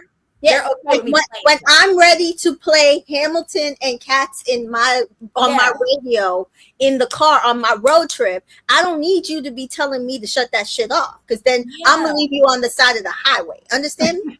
It was kind of like, who was it? Jadeja and Darian. He was like, she loves Hamilton. She loves musicals. So now he sits to him. He has to sit to him, and that's what if you were dating me. Same thing. It would literally, my ex-boyfriend would tell you when we went on road trips, Hamilton was on in my car because that's how I get through I'm singing and I'm like, and again, I can't feel embarrassed because that is my music. Right. You feel embarrassed, we can't be together. Exactly. Mm-hmm. I'm not asking you to go with me to a play. I'm playing this in the car. Yeah. Sally says that's me with Beyonce. Yep. Yeah. If I'm playing Lemonade, if I'm playing any other Beyonce records that are like my go-tos to get through whatever I need to go through, and you sitting there telling me to turn that shit off, we got a problem. You don't gotta love my fave, but you gotta let me play the music and not complain. Yeah. Mary says I would seat the country music for Sean. You know I'm toxic. I would take a baby daddy. Oh Lord Jesus. Yes, we know, Mary. Mary says you don't have to like everything your partner likes, but you don't discourage it. Right. I get what she's saying. Yeah. But Zach says he likes it, the Taylor Swift, and they both because he also likes that One Direction. Now we know who that line would have worked for. It would have worked for Jen. Yeah. So Soul says she loves someone who knows, who shows her interest, and she used what Miss T Joy and I are constantly saying. She hates a nonchalant person. She needs someone to be very chalant with her. Yes. And chalant might not be a word, but it is a word. It is a word. He's chalant about me. Thank you. Yeah. So Jen asks whether they're scared to venture out their couples they're in now. And Zach says he's not scared. He just has no desire to. And I'm like, okay, Zach, thank you. For coming to our TED Talk. And he says he's pretty happy. And I'm like, okay. And Jen says, we're all of y'all pretty happy. Thank you, Jen, for asking the good question. And Sincere nodded, no. He He tried to say because yes. he's not happy. He was saying yes, but not no. He was like, yeah. He was like, yes, we are. You're not. But I also, Melody, you got me actually having to agree with this man because I understand why he's pissed off at this point. Because what the fuck were you doing in that challenge? I was definitely with him here. He loses me Yeah, later. He does absolutely lose me. Yeah, but I was with him here. I was with him because I'm like, it's not like what we saw with what's her name? Tanya and Shaq in the UK season 9, where she was just kissing because that's the challenge. She's supposed to kiss and she's supposed to kiss the best so she could win the challenge. He got mad at her. Yeah, that's not what this was. No, you didn't have to keep doing that. No, right. Yeah. No, you chose. Well, I was blindfolded. You chose to do that. Yeah. So Corbin says at the end of the day, it's a conversation because they can lose a lot, but that's a decision they each have to make. And I was like, damn, Corbin making actual sense here. He was making some sense this episode. I hated it. I was like, damn, why does Corbin keep making sense? What are we doing here? It's that update. And Sincere says that's me and Melanie. We have an interesting dynamic. And Corbin says the one that was screaming the loudest, that was his girl. And Sincere says, yeah, that's a major red flag for me. And just says, I definitely heard her. In that, like, why would because Corbin already was planting seeds. So if he leaves him, right? Because that's again, I did not believe that Corbin didn't want neither of these bombshells, but I do believe there's a couple of women that is in the villa that he would rather be with. Exactly, and Melanie is one of them. Yes. Yep. So Sincere says, I'm definitely open to any conversation. I said, I'm sure it's gonna be more than that. And Sincere says, he's put her first, and it's time to put himself first. And that it's not necessarily like, oh, I'm over it, fuck it mindset. I said, you're an Aries, but it's probably almost there. So, but it's kind of unraveling. And then he goes into his euphemisms again and says, just got 2 new state-of-the-art Christmas presents at my front door, and I'm going to look at them, or am I going to actually open up the gifts and see what it's talking about? And I'm just like, what presents talk to you? Him and these metaphors. I thought I loved a metaphor because I do. I love a good metaphor. But he got me beat. Caleb heads to the boys and steals Jen and Soul. And Corbin says that that's Kenzie's type to a T. And they head to Sun Deck and chat who they like best. Mm-hmm. And the girls say the kisses were a blur, which again, I said this with one of the last judges. At some point, the kisses would just I wouldn't know who, because I'm like, y'all kissing everybody. And all that saliva. And Corbin, but she says she's most interested in Corbin, Casey, and Sincere. And then so I have a problem with, why did she kiss Gabe? No. Oh, I soul kiss Gabe? Yes. I think it was just like he was leaning in the waters. He was asking, and she bombshelling, so she was like, "I'm gonna just see." Like, okay, because you haven't watched, but we see later on she mentions how I'm chatting to Sincere because he's the only one that's actually open to getting to know me, and so maybe at that point Gabe was the only other one who was open to get. Mary said for the plot. I can't be kissing for the plot. There's a lot of things I can for the plot, but kissing. Because the bomb, she's coming in. She's like, she has to have a line. So you don't. The one that you mainly want might not want you. So I think Gabe was like a little backup because KC was pretty sad, and then maybe she had a combo with Corbin and was like, I don't know. And the girls asked if Caleb is scared to take someone's girl, and he's like, nah. He didn't look scared. Listen, Caleb looked like one of the most comfortable guys to walk in there. He was chilling the whole I time. like, and that's the thing. I like you. You like a regular person who could come in there and just be ready to take it. Yeah. So they chose a good bombshell, I would say, with Caleb as a guy, because sometimes the guys, they can be hit or miss, honestly. Yeah. So Melanie says she doesn't care about Cynthia's reaction. You don't care now because you're not right there with him. Yeah. But Kata finds out they were on kissing when she was on the bed, and she is not happy. Nope. She's like, what? What? I was kissing? They was like, yeah, girl. They were on the bed at the same time. Yeah. So Casey, Zach is pissed. He feels the girls are having double standards, and that Casey was going after him until Caleb comes in. And I'm just like, oh God, is he turning this into the UK where we're going to start gaslighting the girls now? I know. It was such a like, what's the double standard thing? And it wasn't the girls; it was your girl and Melanie. Yeah, it wasn't the girls. It was literally just the two. Everybody else pretty much either kissed nobody or they kissed one or two then they got their person. Right. Yeah. And so Casey is asked how he's feeling, and he says he's okay. He don't know them girls. And I was like, damn. I told you, he was sitting there already had to figure out this conversation with Anaya. He's like, head. He was like so lost because he's like, yeah, I'm good, but I know she not. So how the fuck am I getting yeah. Like y'all talking about these girls. I'm trying to figure out. I don't know them. So then they're prodding even further.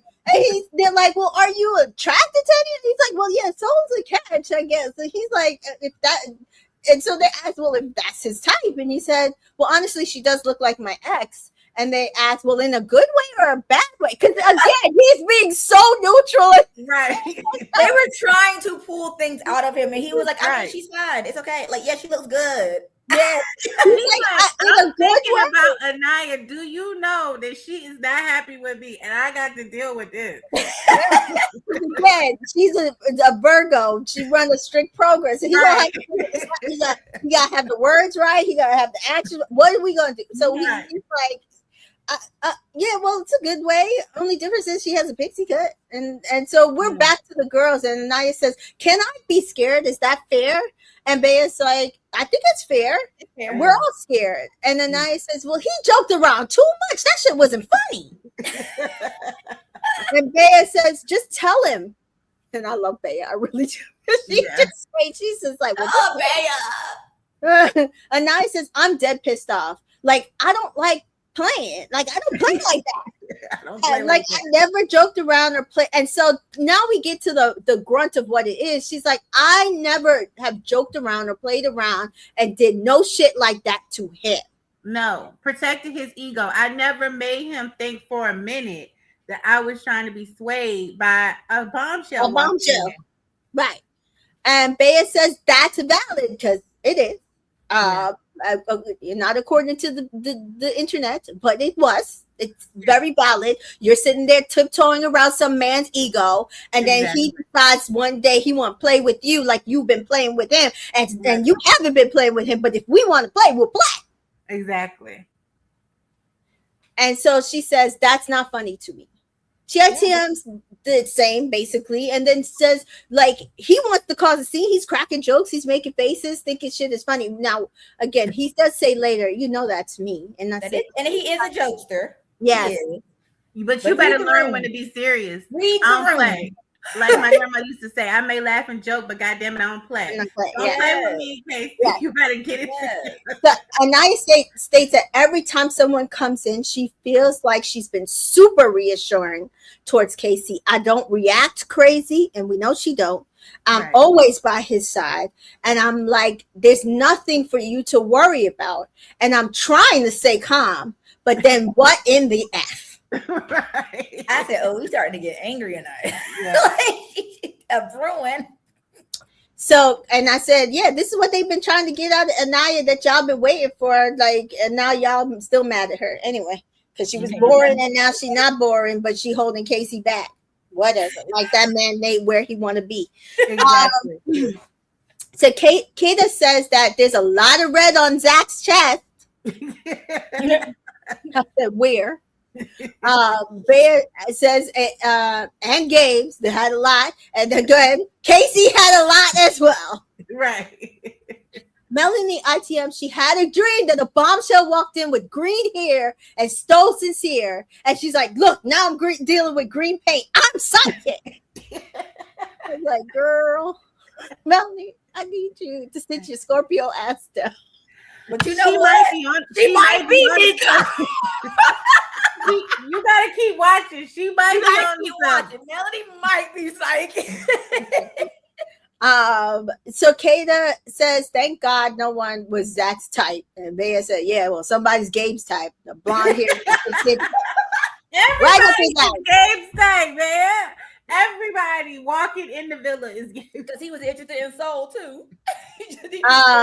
And she says, I ain't got blonde hair or big titties and I'm missing a leg. They're like,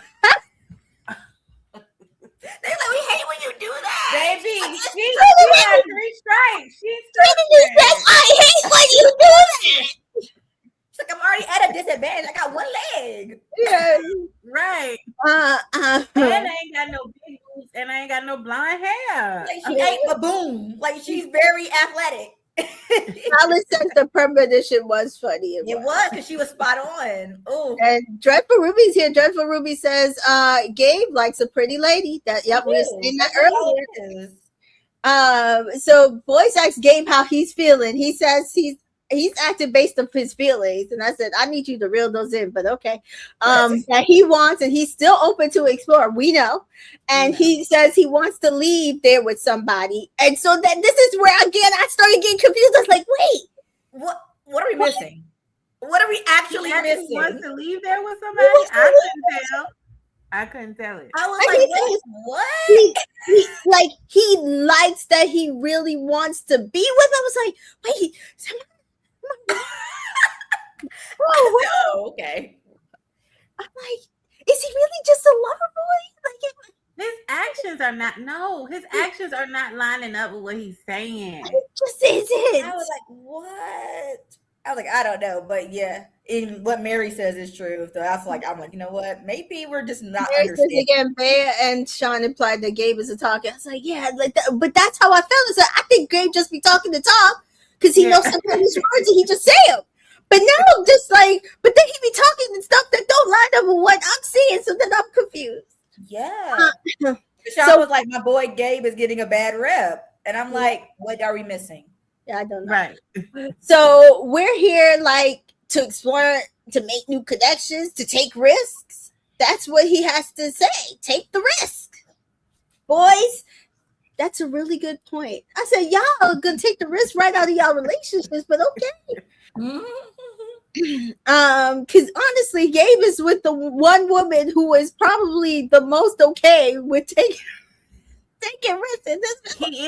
He is. So an owl flies through the villa and they take it as a good luck sign, and I took it as an omen. How about you?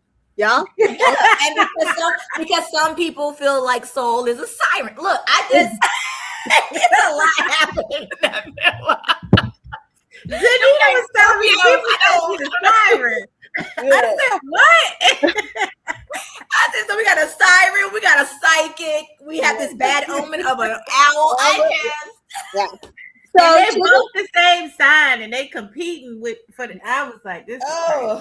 So Trinity and Bea takes the girls on a villa tour. Bryce says, you see how Trinity is so warm? I told her I knew Jen and she's still giving her a tour. That's like quality. Corbin says, well, that kiss, you can't take it. So I guess he trying to convince himself because he's insisted that kiss with her and Caleb was like on it, which it kind of was. But I'm just like, Trinity just be kissing the kids. Like, because she don't like kissing, so she just go kiss. But I don't know what you want. Like, you ain't kissing her, so what do you want, right? She keeps asking for affection from you, and you not giving it to her. So yeah. So the girls take a photo in the photo booth, and they say they can't wait to sleep in the villa. And Sincere and Melanie chats, and he says he feels so disrespected. And it's not about the kisses. And see, this is where I have a problem with Melanie, because you literally have this man with multiple degrees, that knows how to speak, and he's going to run circles around you, because why would you do this? Honestly. And so it's because he's just going to get people into his back pocket that you did something wrong. You gave him ammunition. So how is he, after, however he moves after this, they're all going to say, well, you kind of, you kind of started it low, and he took it to hell. Yeah. Yep. And that's why we're where we're at today. And so it's not about the kisses, it's about how she did things. She clearly knew that that it was him and Corbin, and played ping pong between them. It's embarrassing, like real disrespectfully embarrassing. And Melanie says, I'm sorry. And I was like, but you're not really sorry, Melanie. You just don't like the consequences. And that's my problem with Melanie, right? Like, is that when she does something, she can cry about it, and we're just supposed to like forgive her. But when somebody else does something, it's the end of the world. And she is a person who likes to be tit for tat, but she don't want to be held accountable for her tat. And then she wants to cry about your tit. And it's like, no, absolutely not. You can't be the victim and the villain. You're going to have to pick a role, sweetheart. She dishes it out, but she can't really take it. No. So I just feel like there's just no need for you to keep dishing it out. Right. Or if you want to keep dishing it out, take it on the chin. You gotta just be like, it is what it is. On business. That's it. Yeah, that's it. Either way, like the respect would be higher, whether you really don't like it and that's how you move, or you're like, I don't give a crap. Yeah. Right. So she didn't know that was Corbin, she says. And Sincere says, right. And Mel says, no, I couldn't see. And Sincere says, but you could feel. And she said, exactly. She says, well, I don't know how Corbin feels. I never felt him. I said, but you didn't say that you didn't know how Sincere felt. That's a lie. You have already kissed this man in the challenge. You know how he's the tallest person. Mel, he's the biggest guy. Yeah. Sincere says yes, he's clearly different than I am, which he is. Right. But also, I will be fair, it's really hard. Like, people are saying height, like on the bed, but she really would have had to keep going. At this point, she's going with their laps, but she would have had to keep going down to know it was Corbin. I do think she knew it was Corbin, honestly, but I don't know if height would have helped her in this situation. No, I don't think height would have helped, but definitely like his pecs versus Sincere's pecs. Right. That type of stuff. Facial stuff versus Sincere's, like, they're different. Yeah. That's why Anaya immediately, she touched Corbin's chin and said, yeah, no. Yeah, like, she knew that wasn't Casey's chin. That ain't my man. Yeah. But I don't, and she says, I don't know how Corbin feels. I never felt him. Sincere said, yes, he's clearly different than I. He continues, you can have your fun and explore. And again, this man is saying, like, you could do your thing, but play the game. Right. Don't play me. Right. Like, I'm here for the right reasons. I'm like, damn you! You have to have me sit there, be on this man's side. Exactly. He might be playing the game, but you just gave him the ammunition. Mm-hmm. And now he really about to play. Like, literally, we're on the chessboard, and you were the queen, and you just switched positions with him and gave him your spot. And now you the jester, and you're gonna have to watch this. You want to watch this. So I'm not happy with her, because why would you do this? Right. Hold on a second. I'm stuck here. What happens next? Casey and Anaya? Yes, I can't get to the conversation. My computer's stuck. Here we go.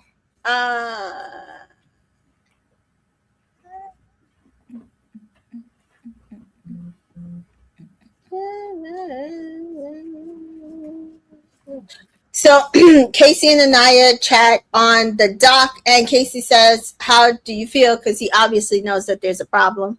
Mm-hmm. And Anaya says, "Honestly, I'm really upset. I feel like you did a lot there too. A You whole had lot. so again, we did miss something, but she points it out. Apparently, he had his arm around Soul while they were standing somewhere off the dock at some point, and he's like, no, no, no, no, no. I didn't have my arm around her. And the guy says, well, yes, you did. And Casey, no, I wasn't. It wasn't like caressing. Did I say you caressed her, or did I say you had your arm around her? Yes. It What did wasn't I like say? that. I was already there, and she came and stood between me and Gabe. That wasn't my idea. And my whole thing is, Casey, you know you were already like on your way to jail. What you should have done is adjusted yourself. That was it. So you didn't get into prison. And so she says, and Casey says, well, it's already bad because I know I have hella red on. And Anaya says, yeah. And Casey says, the last thing I want is to make you feel like shit. And she's like, Anaya's like, mm-hmm. And Casey says, you know what I mean? And Casey says, I don't want you to cry. Like, I don't want you to feel sad. And Anaya says, I'm just sad. I'm okay, though. I promise you. So now she's still managing his feelings, right? Like, she's managing her feelings and managing his feelings. And I'm like, you know, that's one thing Anaya's going to have to work on is not managing both of their feelings. Yeah, like, and I could also tell in that moment though, like she didn't like that she was crying. Yes. So, and I think it was also annoying her that she was crying. Yeah. So it's like, I'm not crying because like you and her, I think it was everything. I think it was just a lot of different things that were at play, and she just needed to get that out for a split second, and then she was fine. And so Casey says, don't feel or look that way. Like, I don't want you to feel sad. I don't want you to feel like that. And Anaya says, I'm crying. It's just so annoying. Because she had started tearing up, and then they kept going. And then eventually, you know, the tears just started falling. Yeah. So Casey's he's like, don't cry. And I said, I don't know, because I feel like you play too much and you like making faces. And Casey says, but that's just me. You know that. And we know that because we've known that since episode 1. He cannot hide it. Like, honestly, I feel like he will never get caught up in a lie because he can't. No, he can't lie. He can't lie. So if he does some mess on the show, like, everybody's gonna know because he can't lie. No, yeah. And Anaya says, so what do you think about them? And he's like, Jen, she's not my type. So now my thing is, I'm like, if Jen is not his type, so then Kenzie was never his type, right? Was never his type. That's what it feels like to me, because he didn't like specifically say like, oh, Soul's not my type. Like, we know Soul's like his ex-girlfriend, but he was like, oh, Jen, not my type. Yeah. I so want you to know, I feel like leave you, it won't be for somebody like Jen. Right. Because I feel like Jen, her closest type in that villa is Kenzie. Yeah, for the girls, yeah. And so he tries to downplay. He says, well, I think she's very pretty. And this is where I feel like subsequent conversations, he kind of messed up, because he should have just told her then. Well, she's pretty. She does kind of look like my ex-girlfriend, but just said it right then. You should have said it right. Just be like, yeah, she does look like my ex. Yep. But you, like, we haven't had a chat. It's still you and me. Right. I'll let you know everything he says to her later, it would have still been valid. Yeah. He should have just threw that in because he said it to the boys earlier, so it eventually might get back to his girl. Yeah. And so Anaya asks if he's like really open to explore. And Casey says, really open? I mean, if it happens, it happens. If it's mutual and it happens, yes. But like, if we don't have a connection or a vibe, then like, there's no reason to end what we have going on. And that's why I'm just like, I understand what he's saying here. Because again, if he's an overthinker, he's just like, well, I'm going to talk to her. I ain't gonna leave you. Yeah. Like I'm gonna have those conversations, but you ain't got nothing to worry about right now. Right. Yeah.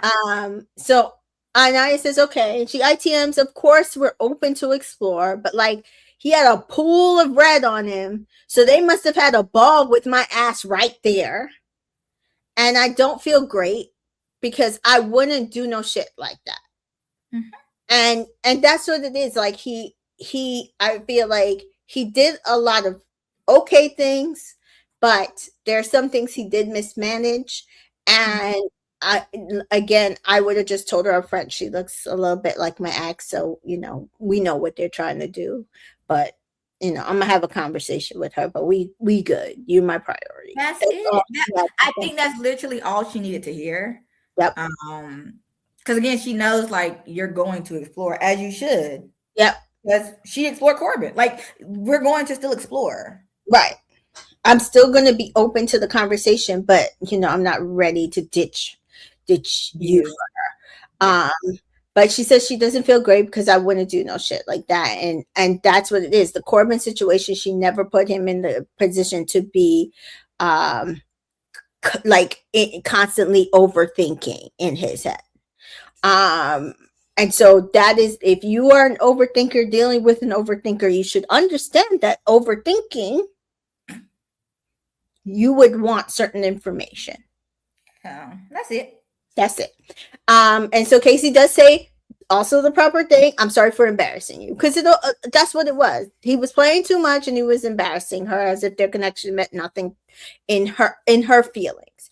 And he says, I'm not going to invalidate your feelings, which I'm glad he didn't, because we saw with Melanie, like that wouldn't be right. And Anaya points out that when it was Corbin that came in, Casey said, well, I wasn't stressed about Corbin ever. And I was like, you were stressed when he walked into the door. You were.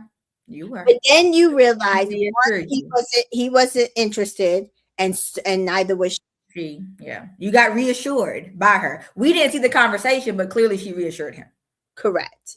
And so Anaya said, okay, cocky. And Casey says, no, like, I mean, like, you never gave me a reason to be stressed. And she said, exactly. Like, you know it. You understand exactly why I'm upset, because had I done that with Corbin, you would have been in your head too. Yeah. So Casey said, and I said, you see? And Casey said, yeah, I do see. And Anaya says, exactly. You see how different, And Casey said, yeah. Casey ATM said, I'm into Naya a lot and I love a connection. Like, I feel like it's going in the right direction, which I feel like it is as well. It's just like, you want me to look depressed. You want me to look like a bot or a robot, which I'm not. But at the same time, does it feel good knowing like I hurt my partner? No, it doesn't. So like, I definitely got to get my shit together. So I like everything he said here, because while he does kind of say, wow, I don't know how she wanted me to react in that moment. I do like that he realized that he has to figure out how to manage his reactions to make her feel comfortable in those moments, right? Yeah, because like kiss, you can't, like, she can't do nothing about the kiss, and you were handcuffed, whatever. The bomb is going to come and do what they want to do. What happens in a challenge, right? But you making those comments after said challenge, that's what really got her. Had he just stayed mute, I don't think we would have really had we would have probably still had a combo on the dog, but it wouldn't have been that combo. No. Right. So Casey says to Anaya, stop looking depressed and sad. And he grabs her, pulls her on his lap, and hugs her. So we see Kata and Zach chat, and he says he like kissed two people. And even Kata didn't kiss him until she was handcuffed. And Kata said, well, she was just trying to wait. And he says that they're low-key feelings, so it was all not nice to see. And Kata says, well, did you think I was being performative with Caleb? And Zach says, yes, I think you were being performative, but I also think you kind of low-key enjoyed the kiss. And I was like, was a kiss. I mean, it was a good kiss. What did you want her to do? Like, I'm sorry. Like maybe with the leg wrap a little much. Maybe. That was a bit much. That was you didn't have to wrap your legs around them, Yeah. That wasn't a bit much. That wasn't a bit much. And then when she was like, "No, watch," you know. But a good kiss is a good kiss. Yeah. I said, Kata. But Kata says she's really, really sorry. I feel awful. And Zach says, but this is the thing, how good we were being in the challenge with Corbin, the lads. We were like, fucking, that's hilarious, right? And the guys are generally upset at us. You guys were generally upset at us. And Kata does admit she wouldn't like that if she was in their position. And again, I have to state, he is conflating and making this a whole sum instead of some parts of the whole, because it wasn't everyone was doing this. And I hate that he does this, because then he gaslights the boys into doing this Right. as well, and puts a fire in their ass, and then you start fucking with other people's relationships. Right. When really it should only be Sincere and him who have the problem. Because nobody else girl did too much. No. Right. Nope. And so you guys are generally upset at us, and Kata doesn't admit she wouldn't like that. And he said, well, maybe I just didn't like seeing the girl I'm with her legs wrapped around the guy that she just met. But I'm calm now. I'm cool. I'm just I'm just not ready to fully just dive into bed and be like lovey-dovey and kiss her. I'm also really covered in paint as well. And so I was like, you said all of this, and then you do the next thing that you do. And I'm just like, so how come, like, where do we, I don't know. Zach lost his mind. So Zach tells Kata he told them he was super happy with her, which he did. And we didn't understand why he did that. And that he's closed off. Words mean things. And Kata said, you said you were closed off? And they both laugh and kiss. And Kata said, I'm sorry, I genuinely, because now she feels bad, because she's like, oh, we did this. I didn't know that's where we were at. My bad. Right. And she's like, I'm sorry, I genuinely really, really like you. So he's like, no, it's okay. So now she's getting excited. She's like, oh, we closed off. Yes. Okay. Corbin says that he's not interested in either bombshell, which again he didn't seem to be, but he was sitting there, like we said, playing little checkers. Like, okay, so yeah, you interested? Mm-hmm. Right. And you interested? Right. Okay, got it. And so he says neither caught his eye, and neither he felt a spark.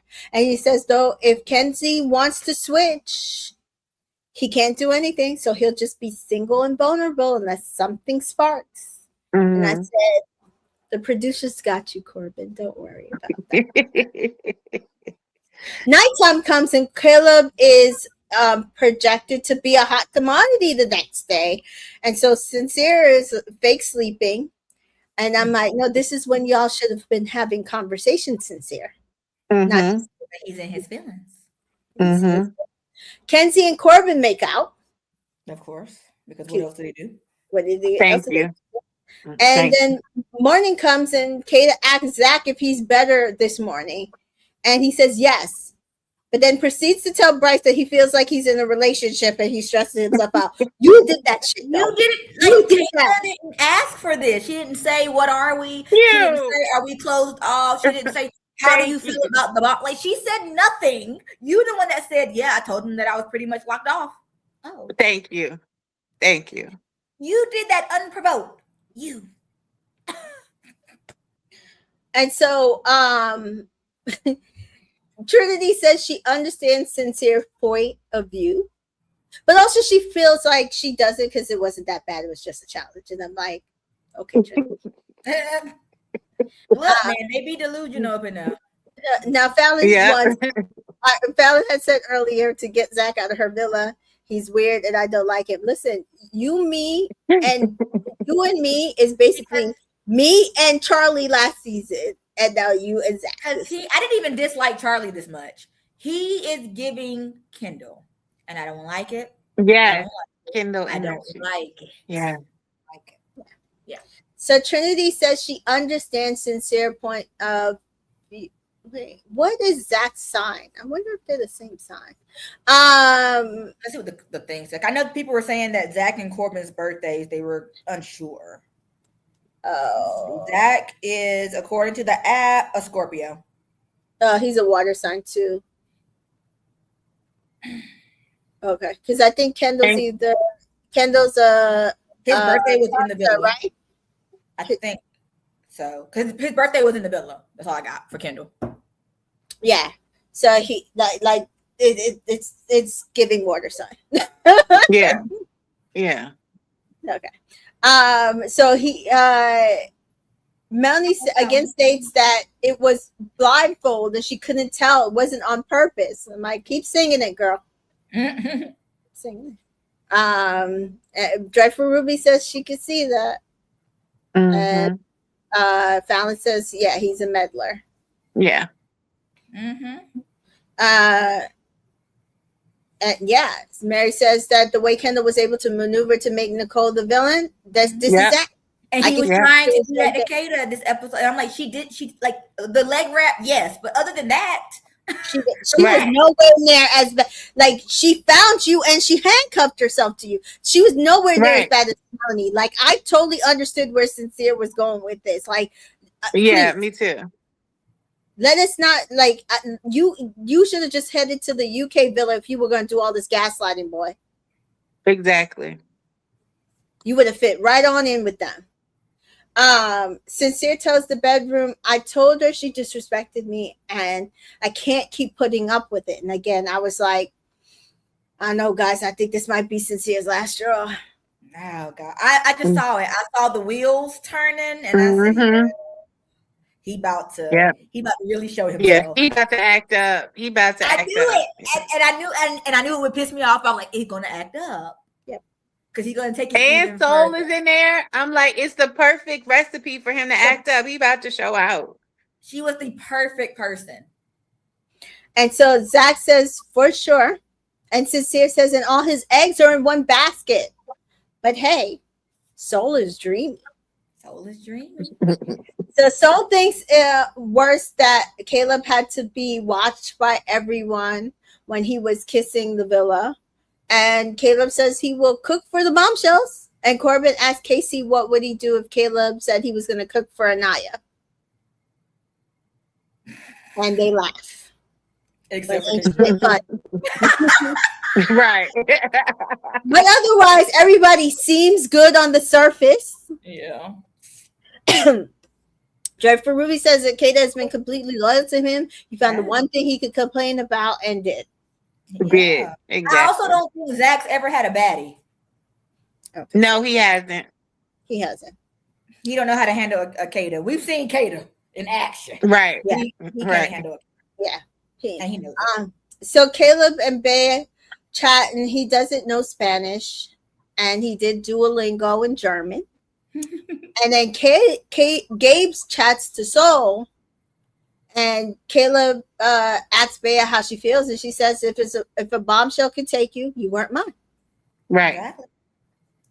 And I said, honey, I did not vote to send him to anybody. Don't blame me. And I'm mad. And so Gabe takes Soul to Soul Ties, and Soul says, "Ooh, they gonna be mad. Like, why are you taking the Soul Ties? Because Soul Ties used to mean something. And Soul Ties is crazy. Trinity and Naya watching, and Trinity says, now why are they in Soul Ties? And I said, Trinity and Soul, no ball. Yep. Because Soul Ties is crazy. Crazy. For cat. It is. Like, I don't feel like a lot of this cast really knows how Love Island operates. Gabe, from this move, I said Gabe never watched it. Obviously, no. I was like, Trinity knows. Anaya has an idea. Right. Soul understands. Right. Soul gets it, which is why Soul should have pulled him in the speakeasy somewhere else. Like, why you in Soul Ties? Right. I'm sitting in Soul Ties, like with the girls on the other side. Now, come on, listening.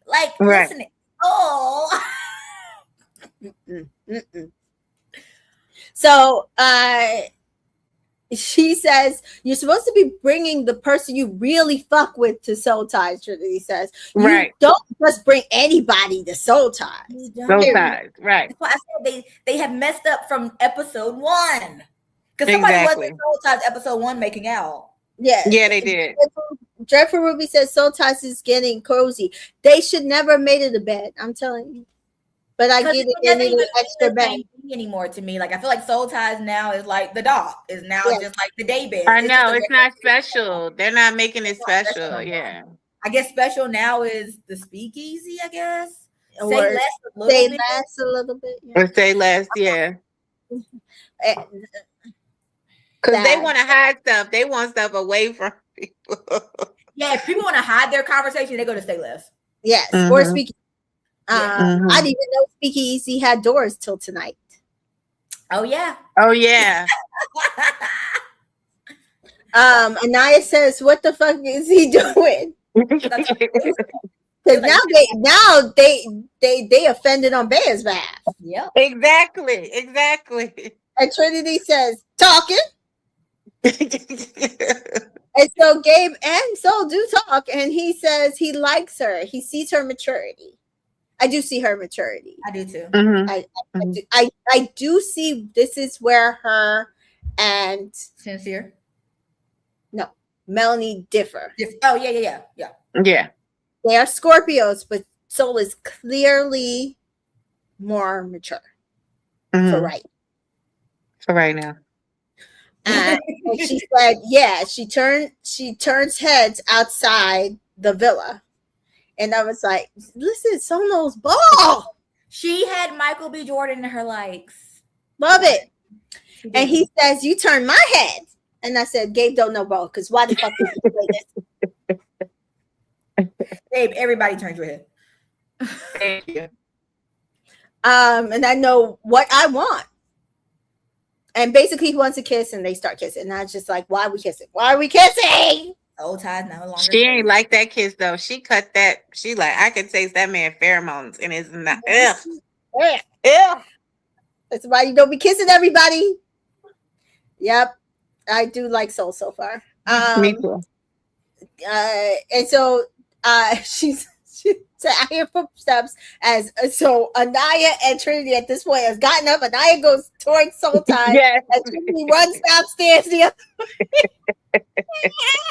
Oh my God. And so they approach to see what they're up to. And Gabe says, oh, executed. Did it say executed in confidence? Wait, did someone just see that? And Soul said, so Trinity and Bryce chat, and he says, you can't tell me Mel didn't know that was Corbin. And he's spouting measurements. And I'm like, it was on a bed, dude. He stayed on this. He is so focused on it. Bryce, he was not so pressed. He was so pressed about it, like Melody was his girl. He was so pressed about this. Now, I do wonder if at this point, like, we get this conversation towards the end of this episode where the Islanders are trying to be like, well, what do y'all think about Mel and Sincere? And I do wonder if now at this point, it's kind of like what we saw with, Mackenzie and Connor, Huda and Jeremiah, where they have gotten so toxic in the villa that now it's like, do we even want them to stay together? Like how does the group feel about them? Because there are some of those couples that are a little toxic, but the group is like, we get it. Like we saw that kind of with Sydney and Isaiah, right? Yeah. Like we as the fans, like y'all are toxic and shouldn't be together, but the cast still wanted them to work. Right. It's like with Mackenzie and Connor from season 2, there was a point where it's like kind of what we're seeing now is like one or two people were still on the side, like a Justine and a Sally or whatever. But the majority of the cast is like, how, like, especially the boys like Johnny and was like, how can we break this up? Like it's we're over it. Like, how can we do it? And I think that's what we're seeing with Zach Bryce situation. And not to say that they're wrong, but it's not conducive for helping this relationship. Yep. Oh yeah, Rachel put Ty and Ella as well. Yeah. Oh yes, Ty and Ella. Yeah. Jesus, I forget.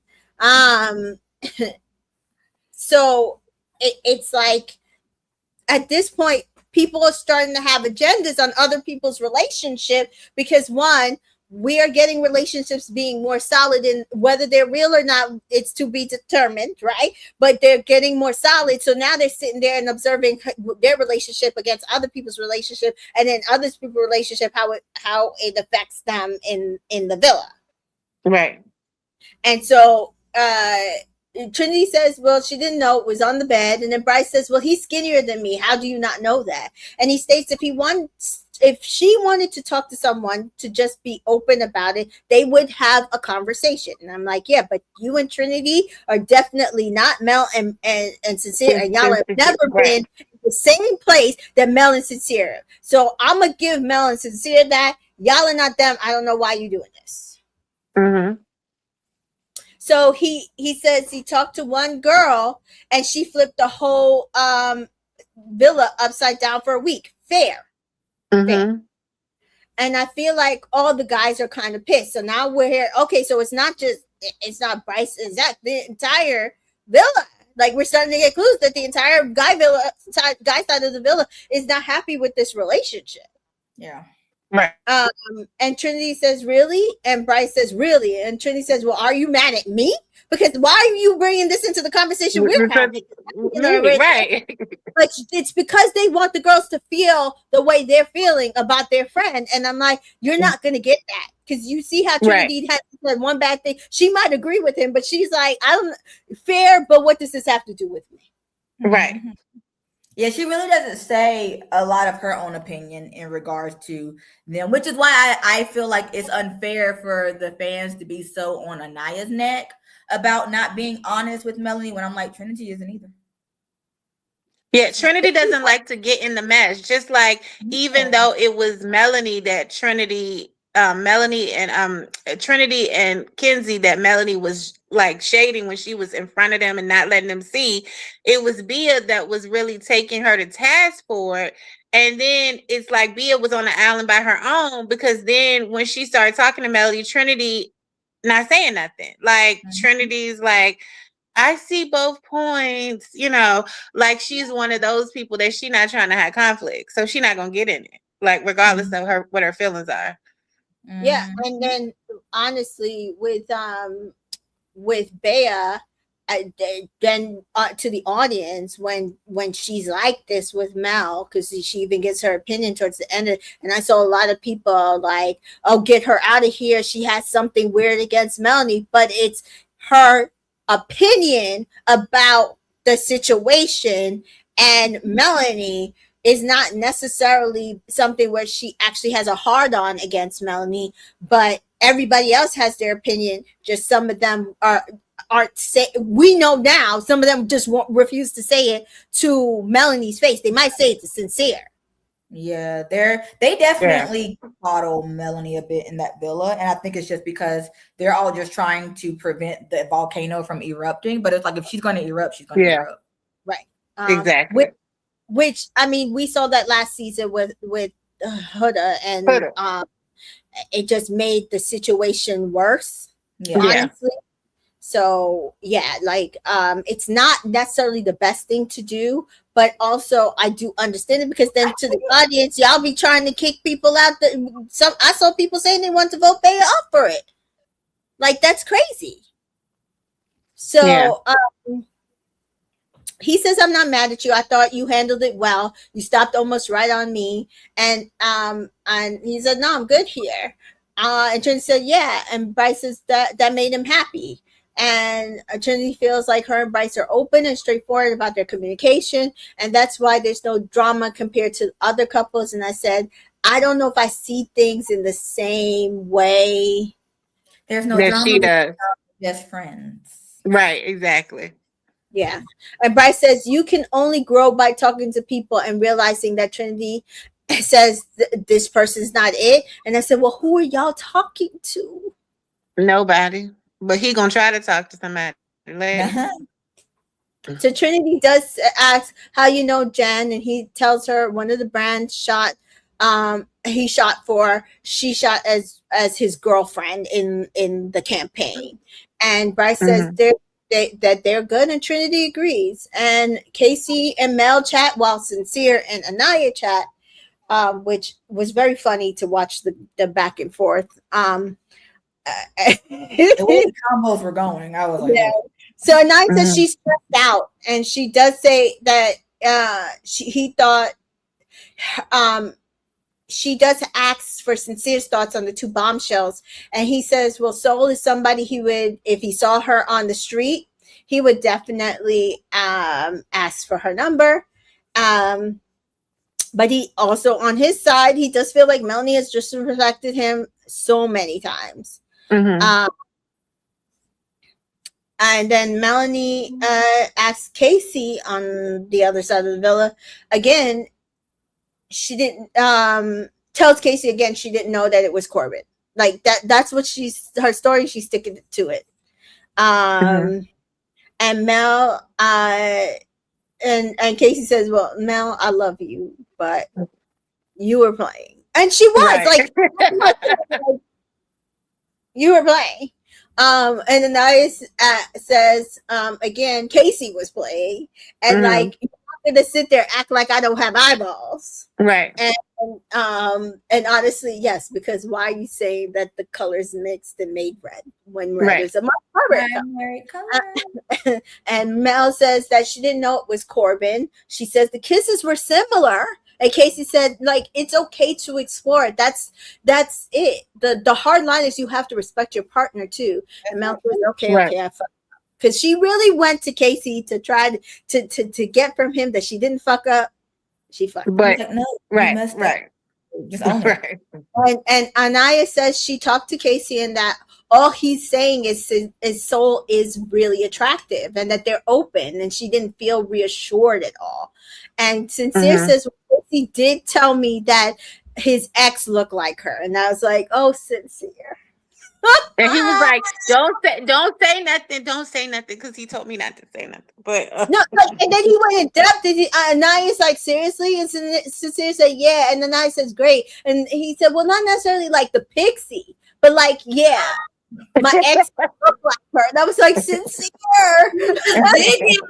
Mind you, she said we had the conversation yesterday and I felt better, and you just made it worse. And then said, great.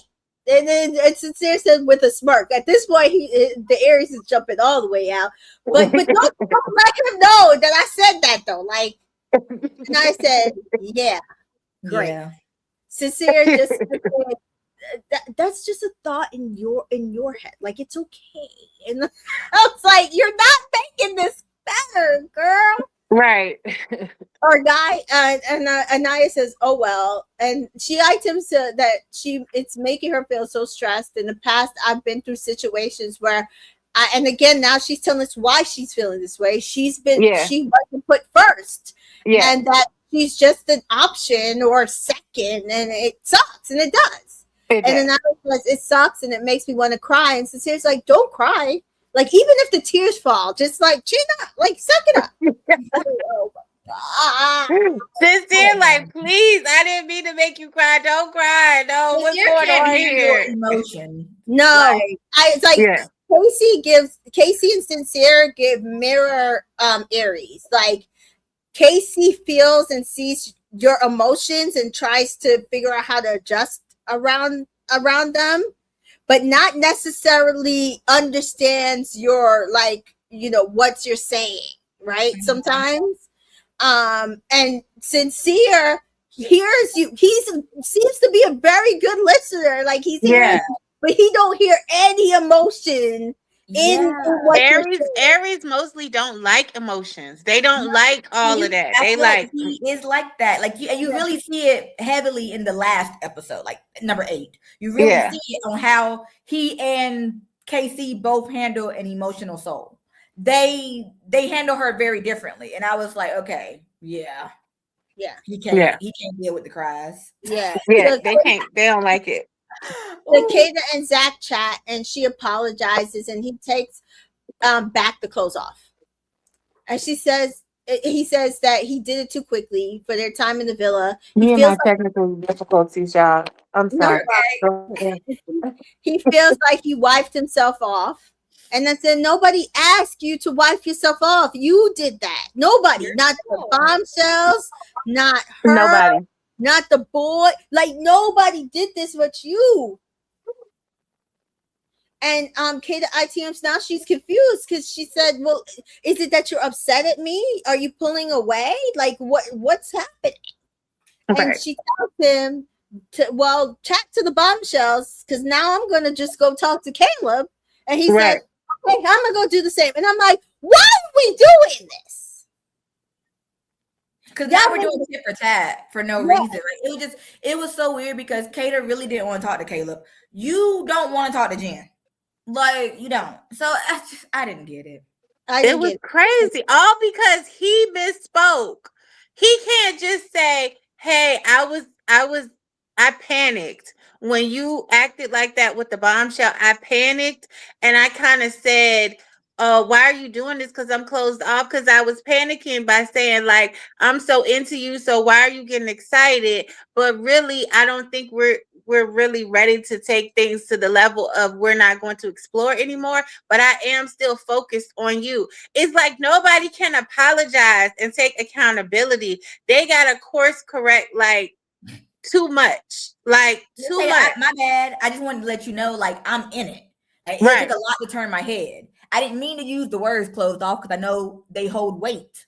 Right. Oh my gosh. Or you should know they.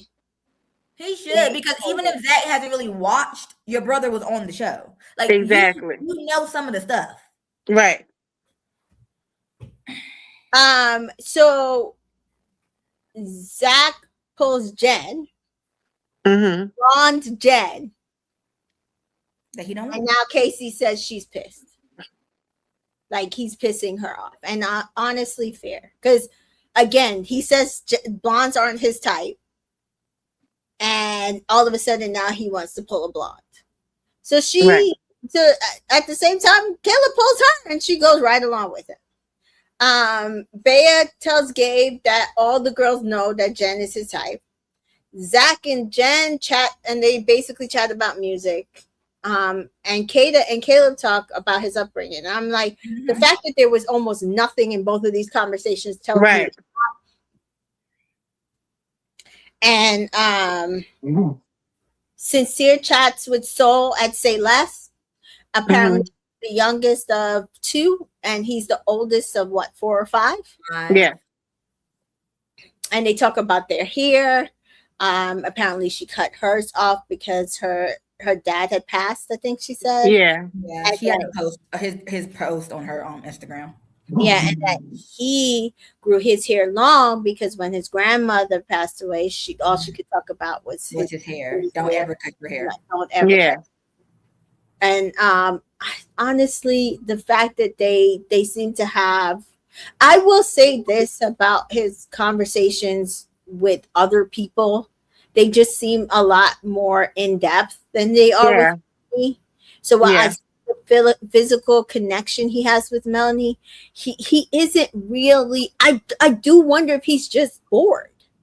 Yeah, because I was like watching that first convo in Say Less, and then I mean even each convo afterwards, for the most part, I was just like, I'm learning so much about Sincere. And granted, you know, the producer, like, you're gonna edit it how you want to edit. Maybe him and Mel are having those deep conversations, and they talk family and upbringing, like all of those things. Maybe that is happening, but I don't know.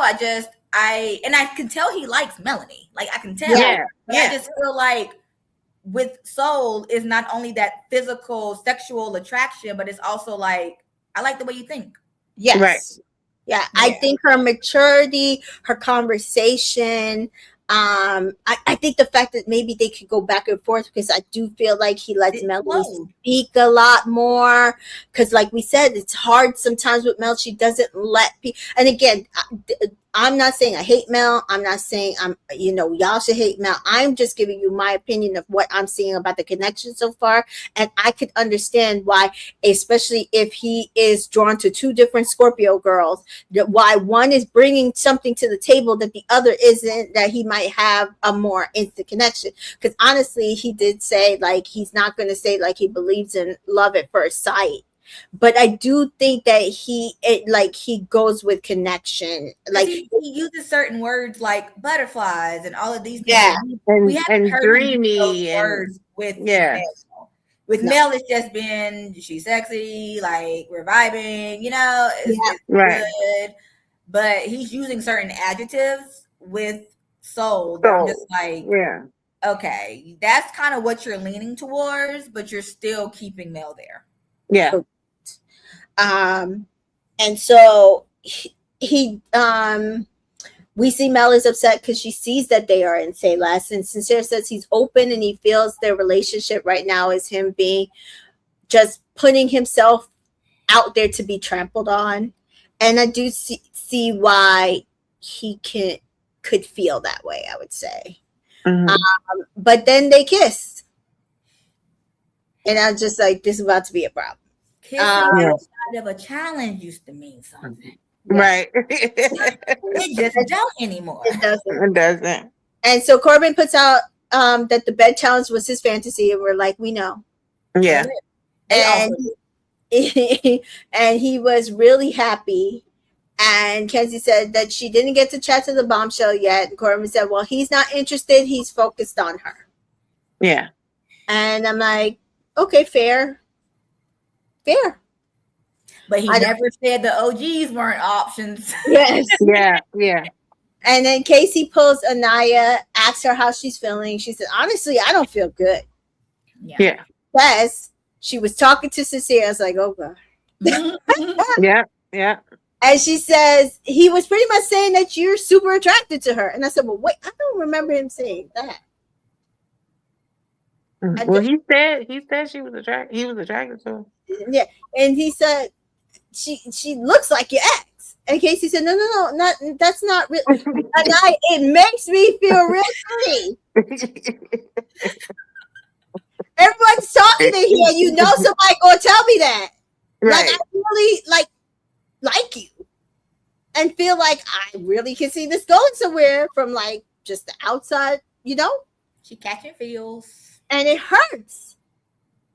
I wouldn't do that to you. And as I said, all he had to do was tell her that, yeah, she looked like my ex, but I'm rolling with you right now. Girl, did you see the way he looked when she was like, and he told me she looked like your ex? He like, wait, what? He was like, wait a minute. He had no warning. Sincere ain't told him that he don't know. He caught off guard. He like, wait a minute now. I didn't even provide that information for like, whoa. Bring it back. I didn't want her to know that. And so I want you to be upfront if you like this connection, or you're just like, I don't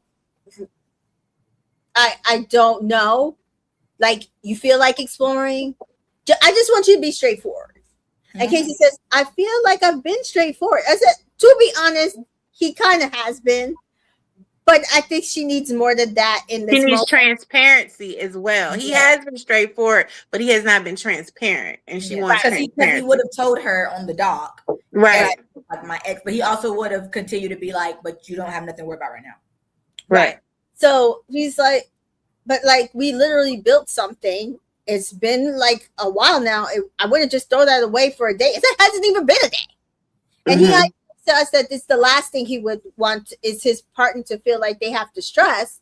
Well, no, because especially since she didn't make you stress. So with all that's happening, I feel like I'm actually closer to Anaya. And I said, I could see that. Like, y'all, like this is helping y'all communicate better. As long as you, unlike some other people in the villa, actually communicate through this, y'all will get through this.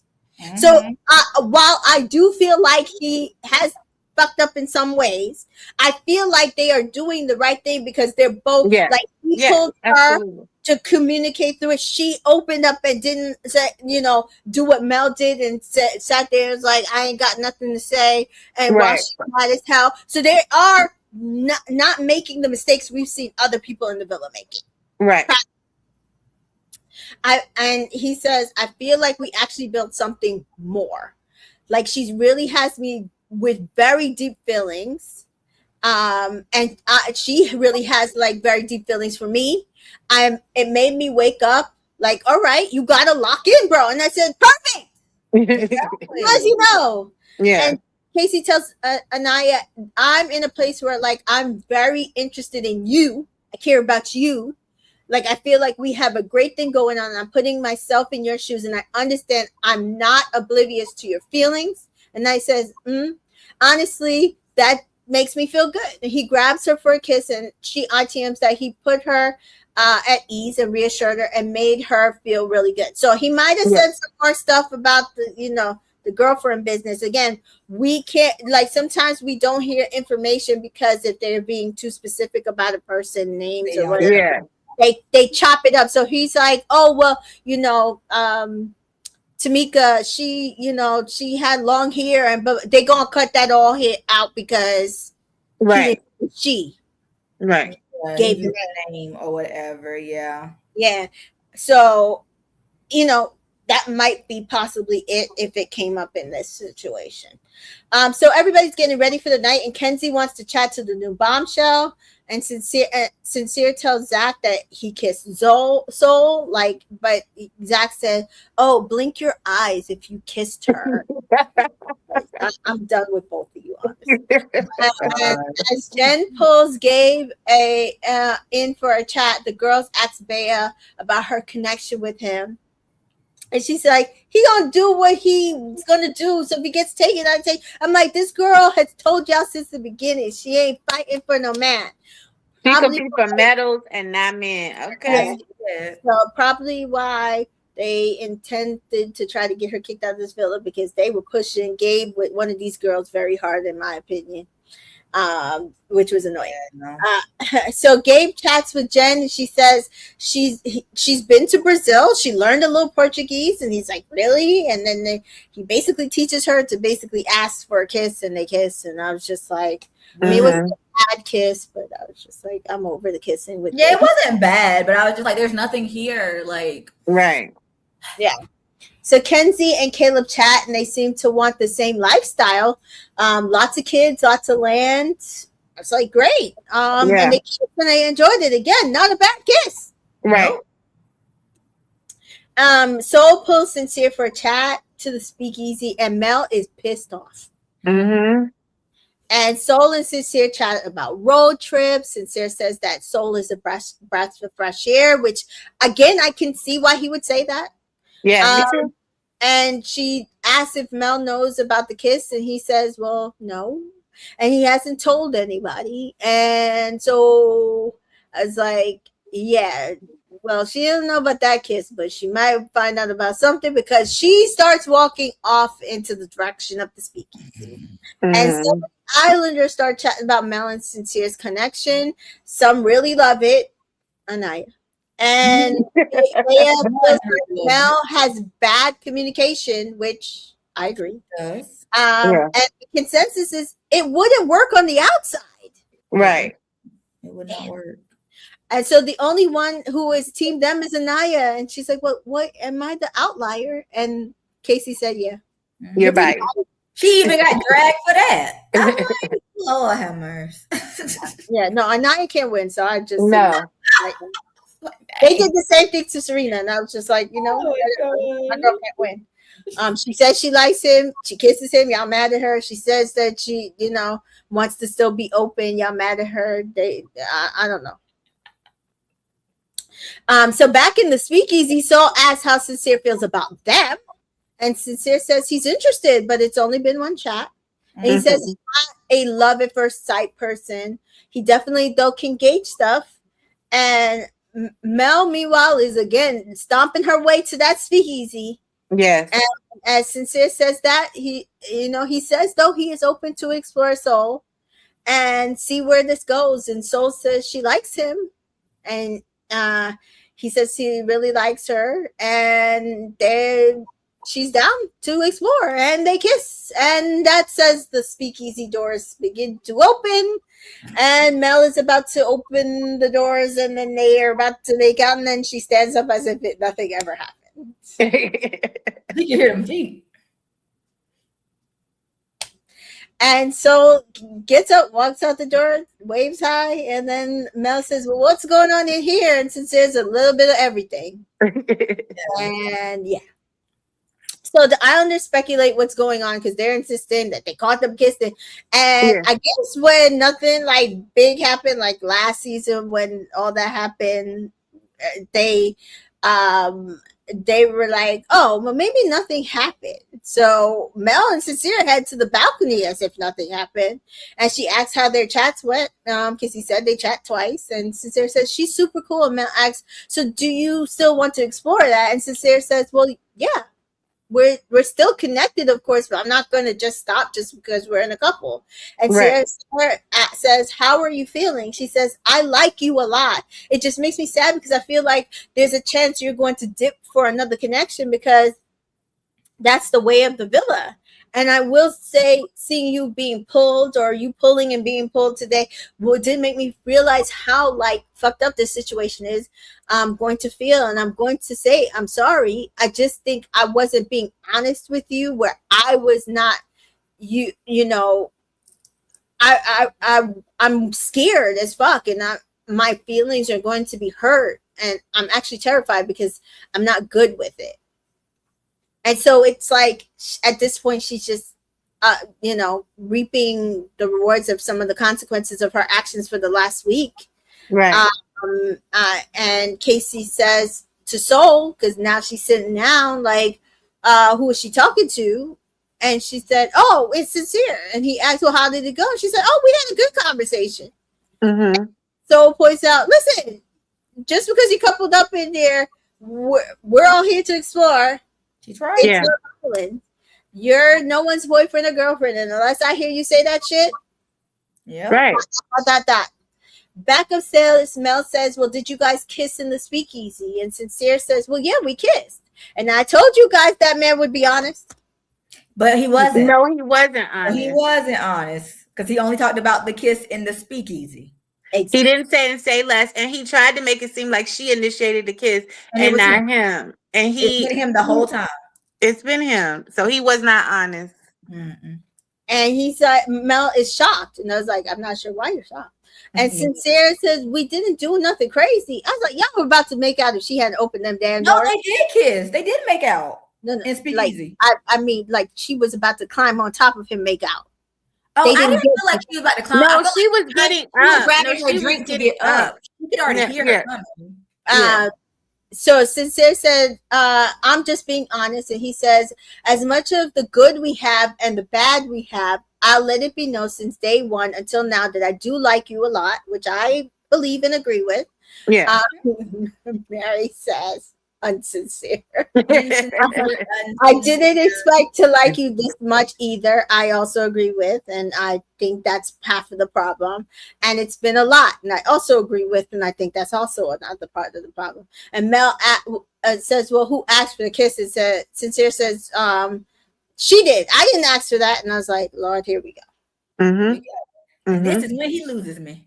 Yeah. Mm-hmm. Because now we're lying.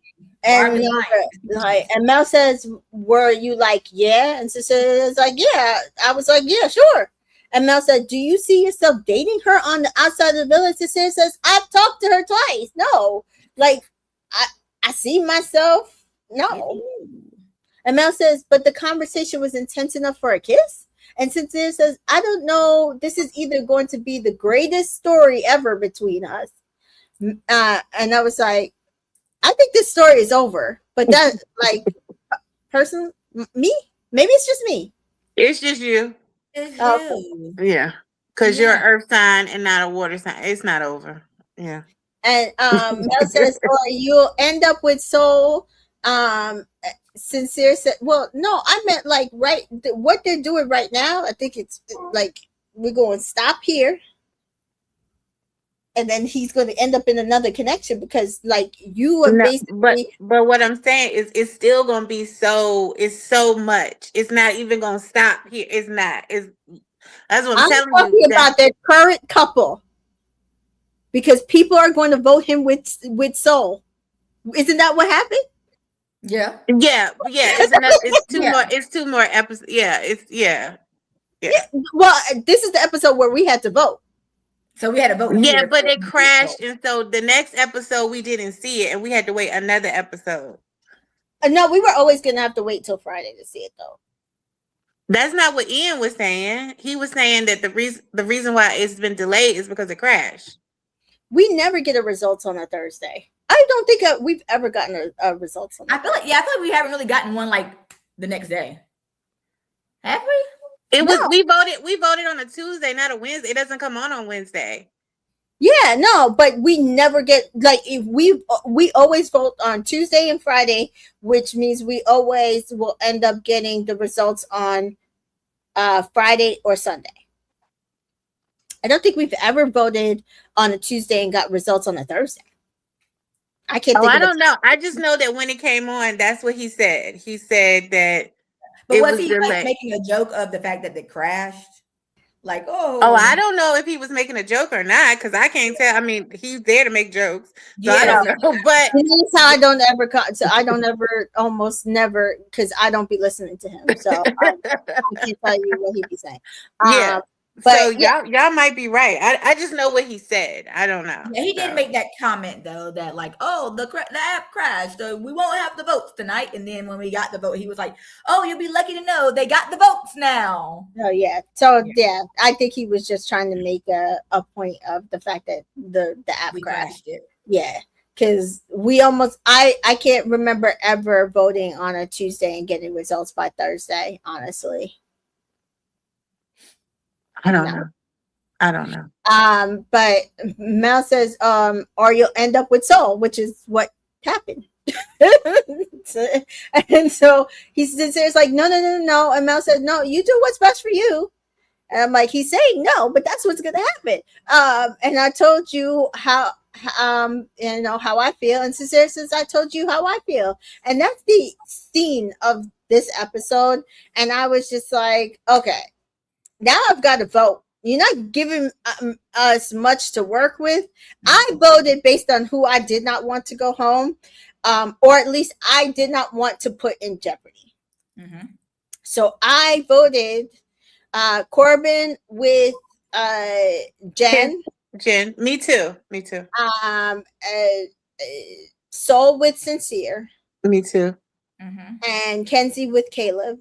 Me too. Because I just knew they weren't ever going to send Melanie home. Yeah. And I know people were voting Gabe with Jen.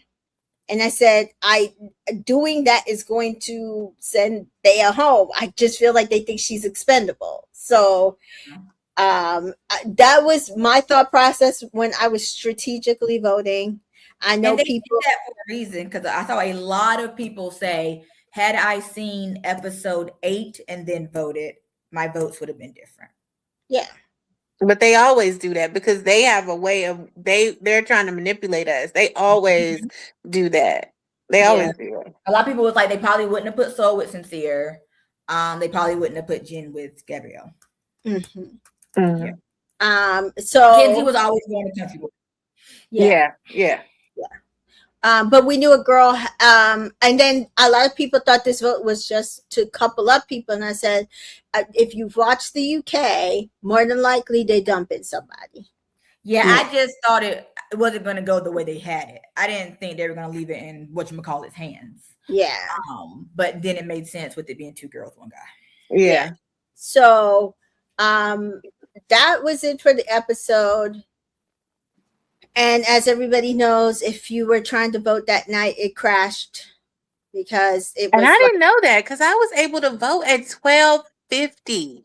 I voted at 12:50, and so I didn't even know it crashed. I tried to vote at 10:30 when it opened, and it would not take it. And then I was able to vote from my iPad about half hour later.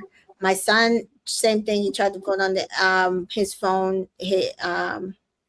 And the same thing, it was.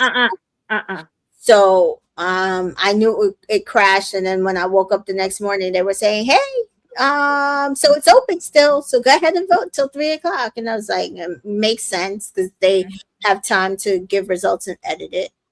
I think it was like certain locations because I voted at like 12:30 on both devices. It was fine.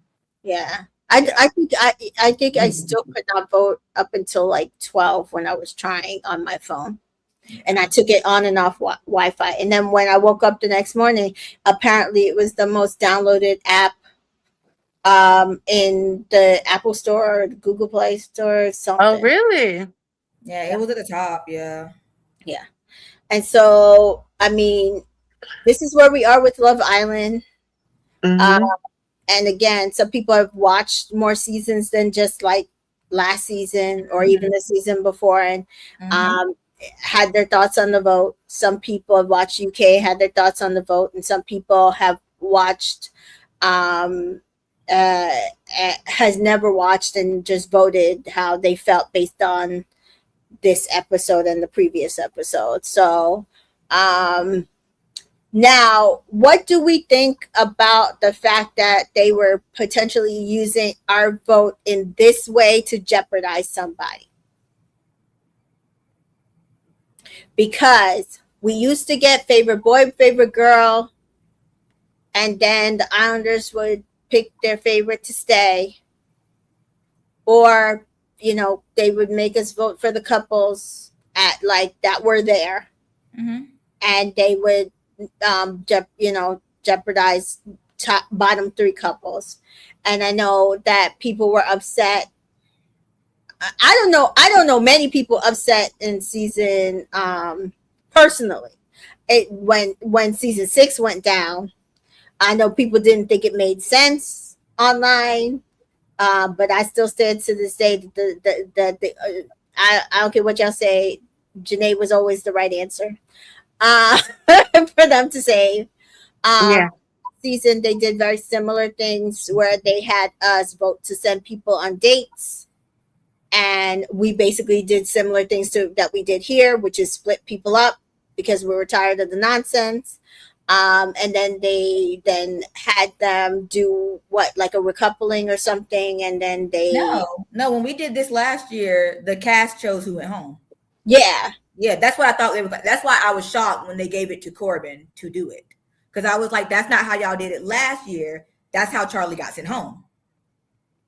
Was that vote, or I thought it was the vote between, because we voted for them to go on dates, so we voted for Pepe, Iris, and Jalen to go on dates.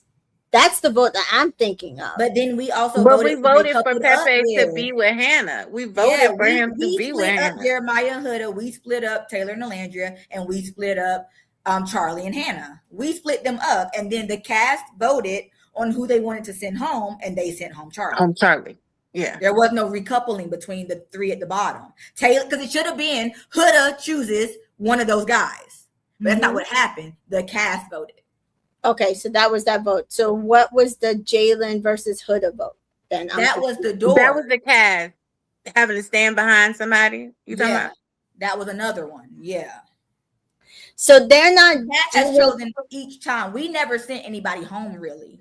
Yeah. Yeah. Like, so we that's basically what they started doing the last 2 seasons. Yeah. Not so far been a fan of how they're doing it. I don't mind them voting for us to send people on dates. I personally not a fan of sending people home based off of an edit. That part I didn't like, because I mean, you'll see when you watch 8, like a lot of people was just like, oh, so maybe Beatrice and Gabriel had more than we thought based on the goodbye. Yeah. And so everybody was like, so y'all purposely weren't trying to show us stuff. And then even like Gabriel, to be fair, the entire cast looked shook when Ariana said the America wants Jen with Gabrielle. Everybody was like, huh? America didn't want that. I didn't. So, but like the cast, but they honestly didn't know who she would go with, though. Really, it was a toss up.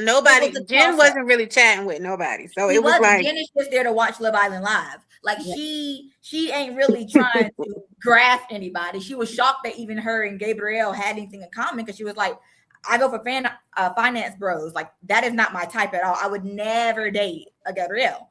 But she liked their kisses. So when they said her name, everybody was like, oh, like when they said Soul for Sincere, nobody was like surprised. When they said Kim and Kayla, nobody was surprised. But when they said Jen and Gabrielle, even Gabrielle was like, huh? Like, to the fact that even he was shocked, but he was making out with the girl, that tells me we missing some stuff. But I guess it was nobody to put her with, because even if we would have put her with Corbin, it still would have been like, she still probably would have been like, oh, I don't go for him. He's not my type. Because who is her type? Caleb is her type, probably. Like, so it just, it was. She might have been a little like shocked, but maybe the cast would have been like, oh, okay, maybe like it just makes sense because Corbin is also pretty available too. Mm-hmm. I don't know. I don't know. I don't think there was much of a right answer with the way they're doing this. But Fallon says everybody had to do their civic duty. I mean, we had to. It just sucked that who's the person that left, and we still got some duds in the house. Yeah. That's what my issue is. Why I'm just like, maybe they let him pick because they want Melanie to stay in there, because they were afraid if they let that girl home. So maybe they were afraid if they let the Islanders pick that they might have saved Bia and not Melanie, because they might have been tired of the toxicity between Sincere and Melanie. But I don't feel like Corbin would have gotten that many votes. No, I mean, if they would have let them vote between the two girls. So what about Corbin? What does that mean? Like, where does he go? No, he would have just stayed because he's only one guy. But I'm saying if they would have said, he gets to stay because it's only one guy, but it's two girls and you all have to pick. I'm afraid that they thought that it might be a chance that Bia would have stayed over Melanie, because they might have said Sincere and Mel are toxic. But and now I feel like if they would have did that, they did it to themselves. Because why would you take him out of the running? I'm just going back to 7 when they didn't remove Huda. Huda was the only girl standing up there, and she could have went home. She was the only girl. Taylor, Charlie, and Huda. She was the only girl. So I don't. But that was a different. I know that was a different cast, but I'm talking about this cast. I know, but I'm talking about like the. But she's talking about the production. She's talking about the production staging of the vote. Yeah, it's the same vote. It's the exact same vote, just a different cast. So they just changed how the person got dumped. So last year it was cast, who do y'all want to send home? And the cast sent home Charlie, which production was fine with. Right. This time they was like, I don't think they trusted the cast to like. Yeah, that's what I just said. Yeah, that's what I was saying. The Melanie thing, like they didn't trust it, but I'm just saying, I think it would have came down to Melanie and Corbin, not Melanie and Beatrice. But it was 3 people, so they got to come down to. Yeah, like I feel like it would have been who's going home between those two. Like when I was going through like who talks to who, Corbin is the one that I'm like, I don't know who all would have stood behind him. I kind of know who would have stood behind Beatrice. I kind of know who would have stood behind Melanie. I don't know who all would have stood behind Corbin, because I feel like Bryce would have been a toss-up. Zach would have been a toss-up. Who else would have been a toss-up? They would have stood behind Corbin. They would not have stood behind Melanie for sure. And then with Beatrice, they like her, but they're gonna choose the guy. They're gonna choose the guy. Those 2 men, that's how they are. They're going to choose the guy. Yeah. So I think production just didn't want to chance it, because I think this cast is so finicky with the friendships in some aspects with those 3 that were standing up there, that like it wouldn't have, they didn't know, it could have literally been any of the 3. Right. So by making Corbin pick, they 100% solidified that Melanie stayed. Yeah. Yeah. Yeah. Yeah. Well, we'll discuss it more when we discuss the episode, but I'm just like, the way they're staging some of the votes these last 2 seasons, not necessarily my favorite. And it's so weird because they were going on and on and on for months about that one vote with, where Andrea went home. For them to change the format of the voting permanently seems to be very silly, in my opinion. But I mean, they still may do that vote though. Like we still have a lot of season left. Yeah, we still might get a couples vote, and then the 3 couples at the bottom split them. We still might get it. We just didn't get it in the same time frame that we normally do, but we still might get it. Yeah. So we will see from the next 2 episodes, because like I said, it's not looking good for Sincere and Mel. they are just they don't have much love outside the villa, and they don't have much love inside the villa. Yeah. So it's unfortunate because they started off so strong. Yeah. But I will say right now, again, for me, Anaya and Casey is far and away my favorite connection. Same here. I don't even right now have a backup. If I just go based on like who I think is just vibing well, it would probably be Kata and Zach. They Yeah. just do a lot. But like if Yeah. I go just based off of like what I'm kind of seeing, they would probably be next. Yeah. Yeah. Only because they have a good connection, but I don't care. I don't care for Zach, but I like Kata. they have a good yeah. I Yeah. really like Kata. So I just I do really like Kata. I do really like so Kata. I feel like that's that. I feel like if Mary, you always pick stop it. Stop it, Mary. You always picking the losers. Stop it. And you were supposed to pick a warm pink for those hearts. So Yes. that's my favorite color. that's her favorite color. So all right, so that's it, guys. Listen, we'll be back at some point. I've got to figure it out with the next 2 episodes and tonight's episode. So and after sun, and we'll discuss all the fallout from this vote and the continued conversations about these couples. I also am concerned because I feel like we're also falling into what we had last season, where I just don't feel like they allowed connections to be formed at some point. And so I haven't seen the first look, obviously, but we need more dates. We need more hideaways. We need more actual things to drive actual connections. Well, you at least got one of them tonight. And we're hopefully getting one of them tonight. Hopefully it's a person. So but I also am concerned because I feel like that is also the pattern that we ended up with last season, and then we ended up having a very similar thing to season 4, where we had season 4 we had 3 couples in the final because one went home. And then last season we had 3 couples and one was there and shouldn't have been.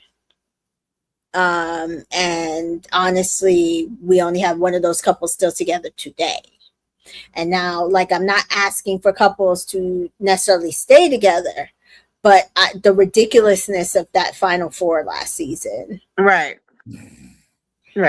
So, yeah. That's just it. That's all I'm saying about these votes. That concerns me. It just concerns me when you're doing stuff like this and you're tossing out real connections. And I understand they connect at home. Because she waiting. Yeah. But yeah, Fallon says it. Having a couple break up in the final episode is an embarrassment. Let us not do that. That's all I'm asking from the Love Island gods, producer, and viewers. They should have never been together to begin with. I know you guys like Trinity and Bryce. But this is still what they're giving me by the end. I don't want that. I'm sorry. Love her. Don't want that. Don't want it. If there is a couple that is genuinely a couple. Yes. But yeah. Because I don't. Now, if we get to a point where it just makes sense for like, okay, they're a friendship couple. We all rock with them, whatever. Probably won't be my winner.